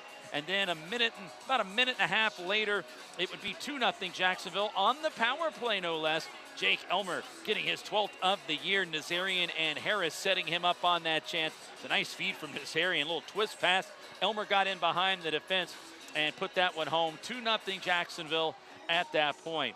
We head to the second period, and things kind of took a turn the other direction. South Carolina, in my opinion, they won the period without question. They outshot Jacksonville 12-9, and the Icemen are on their heels, and they just looked a little bit out of sync. Maybe they were a little asleep on that period, I don't know. But South Carolina get right back in the game at 7:28 when they get a goal at that mark there by Walton Courtnall. And Courtnall got first of the game, his 10th of the year, set up by Gentile and Redikoff, and it was a 2-1 game at that point. And if you were South Carolina, you would have been happy with the 2-1 score. Unfortunately for them, the Icemen got a late power play, and Jacksonville converted with about 7 seconds remaining in the period. Abbott Gerdukis netting his 13th of the year in front, set up by Harris and Elmer, and that made it a 3-1 score, and that was just an absolute killer for the Stingrays in that point, because now they were down by 2, a period in which I thought they won, and it looked like they dominated, but just went the other way as the Icemen were able to get that tally. 3-1 at that point, and really I think that was the air out of the balloon for South Carolina. Definitely a turning point. Jacksonville comes out in the third. They get a 4th goal on the board at 4:39. Elmer netting his 2nd. And a nice feed again in front there, his 13th of the year. Lynch and Martin factor in on the assist. Then just after that, less than a minute later, about 56 seconds later to be exact, it'd be Lawton Courtnall again, scoring his 11th of the year, 2nd of the game, set up by Jaden Miller and Gentile. That one made it a 4-2 game. The Icemen, though, with the empty net, were able to score. Derek Lodemeyer on the setup from Gerdukis, and Nazarian put it in for the empty net. His 10th goal of the year. He's now in double digits. Empty net tally made it a 5-2 game. Special teams were key in this game as South Carolina 0-for-4 on the power play, and Jacksonville going up against the #1 penalty kill unit in the league, go 2-for-5. We welcome back Arlie Johnson here, and Arlie, looking at that fact right there, that was a key part in the game. Jacksonville winning the special teams battle. And, they were going up against that #1 penalty kill we talked about. South Carolina, they're good in the PK. Yeah. But the Icemen seem to be really good in the power play against the #1 PK. It's pretty bizarre when you look at the numbers for the whole season series. Some things are just not meant to be explained. Reader, as you would say, that's hockey. Yeah. I mean, and that's what it is. In this case, Jacksonville now 22.2% against South Carolina, who at least going into today had the #1 penalty kill. Now it might be the Icemen who have leapfrogged over South Carolina into the top spot in the PK category. And look, the Icemen have used this penalty kill in particular very strongly all season long. It's kept them in a lot of games. It kind of defines who they are, just defense in general, along with that PK. The goaltending and defense has been great. And again, they are airtight. As I keep saying that particular phrase, when they go into the third period with a lead, they do not give up much of anything when they are in that situation. And the good news for them, Reader, is they're playing with the lead a lot right now. I remember back in November, December, that was not really the case. There was a stretch of, I think, maybe 6 or 7 games where the Icemen were falling behind at least by 1, if not 2 goals. They were coming back, which was fantastic in in that stretch. But they were not really able to play with the lead all that much. But now that they are, this is when they're at their absolute best. They really are. I mean, and they are buzzing right now. And again, you know, there was that little stress. The Icemen lost some games, and people are like, I don't know. But I mean, again, it's a long season. It really is, and it comes in waves. And right now, this wave of momentum's going right back to Jacksonville. Won 5 in a row, Arlie. You know, here we go again, right back on the trip. Yeah. And it comes at a good time right now because the Icemen are going to be at home for pretty much the next entire month here. So, again, this is something that's really exciting for everyone involved. There's a great crowd here on a Sunday, and you're starting to feel something happening in the area here, Arlie, and I think people are starting to notice, and people are getting excited. I know the team's excited. They're confident they can go in and win any game. Even when they go down, I don't think this team has any panic in them. They continue to fight to the very bitter end. Some nights it's not your night, but I don't think this team's got any quit in them. I know they would like to maybe I know Coach Luco would probably like to see more 60 minutes. You know, we'd have a rough little second period here today, but you know what? If you're not going to get that, you still have to find ways to win. This team's continuing to do it. They are. They're playing with a lot of swagger right now. And, you know, I won't call this a special season yet because there's a long way to go for the special stuff. The special stuff happens in April, May, and June, if it even reaches June. I believe that it does. Right now, it's just a lot of swagger. They're playing very well. They know that they're playing well. And they go out there, as soon as they go out on the lead, they think that this is their game. Even before they, step on the ice, they think this is their game. They love playing here at home. The Icemen with a victory today, now 15-6 on home ice here in Jacksonville. They've got, starting today was 14 of 16 at home, 7 straight at home starting today as well. I mean, so it's 5 straight victories already, and it could look even more than that. I want to take it kind of game by game, but, if you want to project a little further, this 5-game winning streak, they may not be done there just yet either. They've got Norfolk coming up on Wednesday, a team that is struggling. Norfolk comes back on Saturday. Friday is going to be a major, major test for the Icemen when the Florida Everblades coming back to town for the first time, I believe, since late November, I want to say, when the Icemen took them 3 straight, or had 3 straight against Florida here. Won the first 2, then lost the third of those 3. And that test on Friday, that's going to be a wonderful, wonderful game. And that's going to be the start of the Jacksonville Lizard Kings weekend, cold-blooded hockey coming back. Yeah, no kidding. It's going to be a lot of fun. Everyone's been looking forward to that. People just love it. And I think it's a great tribute there to some Jacksonville Icemen, Jacksonville hockey history. But so I would expect good crowds for those Friday and Saturday games just because of that. And it's good because they're big games. As you talked about, I mean, it very well could be setting up 2 teams, again, fighting for first place at that point, depending how the rest of the week plays out. It is going to be tight. It's going to be a race to the finish, and this is a key matchup. When you're going against those teams you're competing against, those games head-to-head are pretty pinnacle there, and I think Friday's game is really going to be one people are going to want to be at, just because the other funny thing about that game, these 2 teams don't like each other, really. It seems like there's a lot of hostility between the Blades and the Icemen.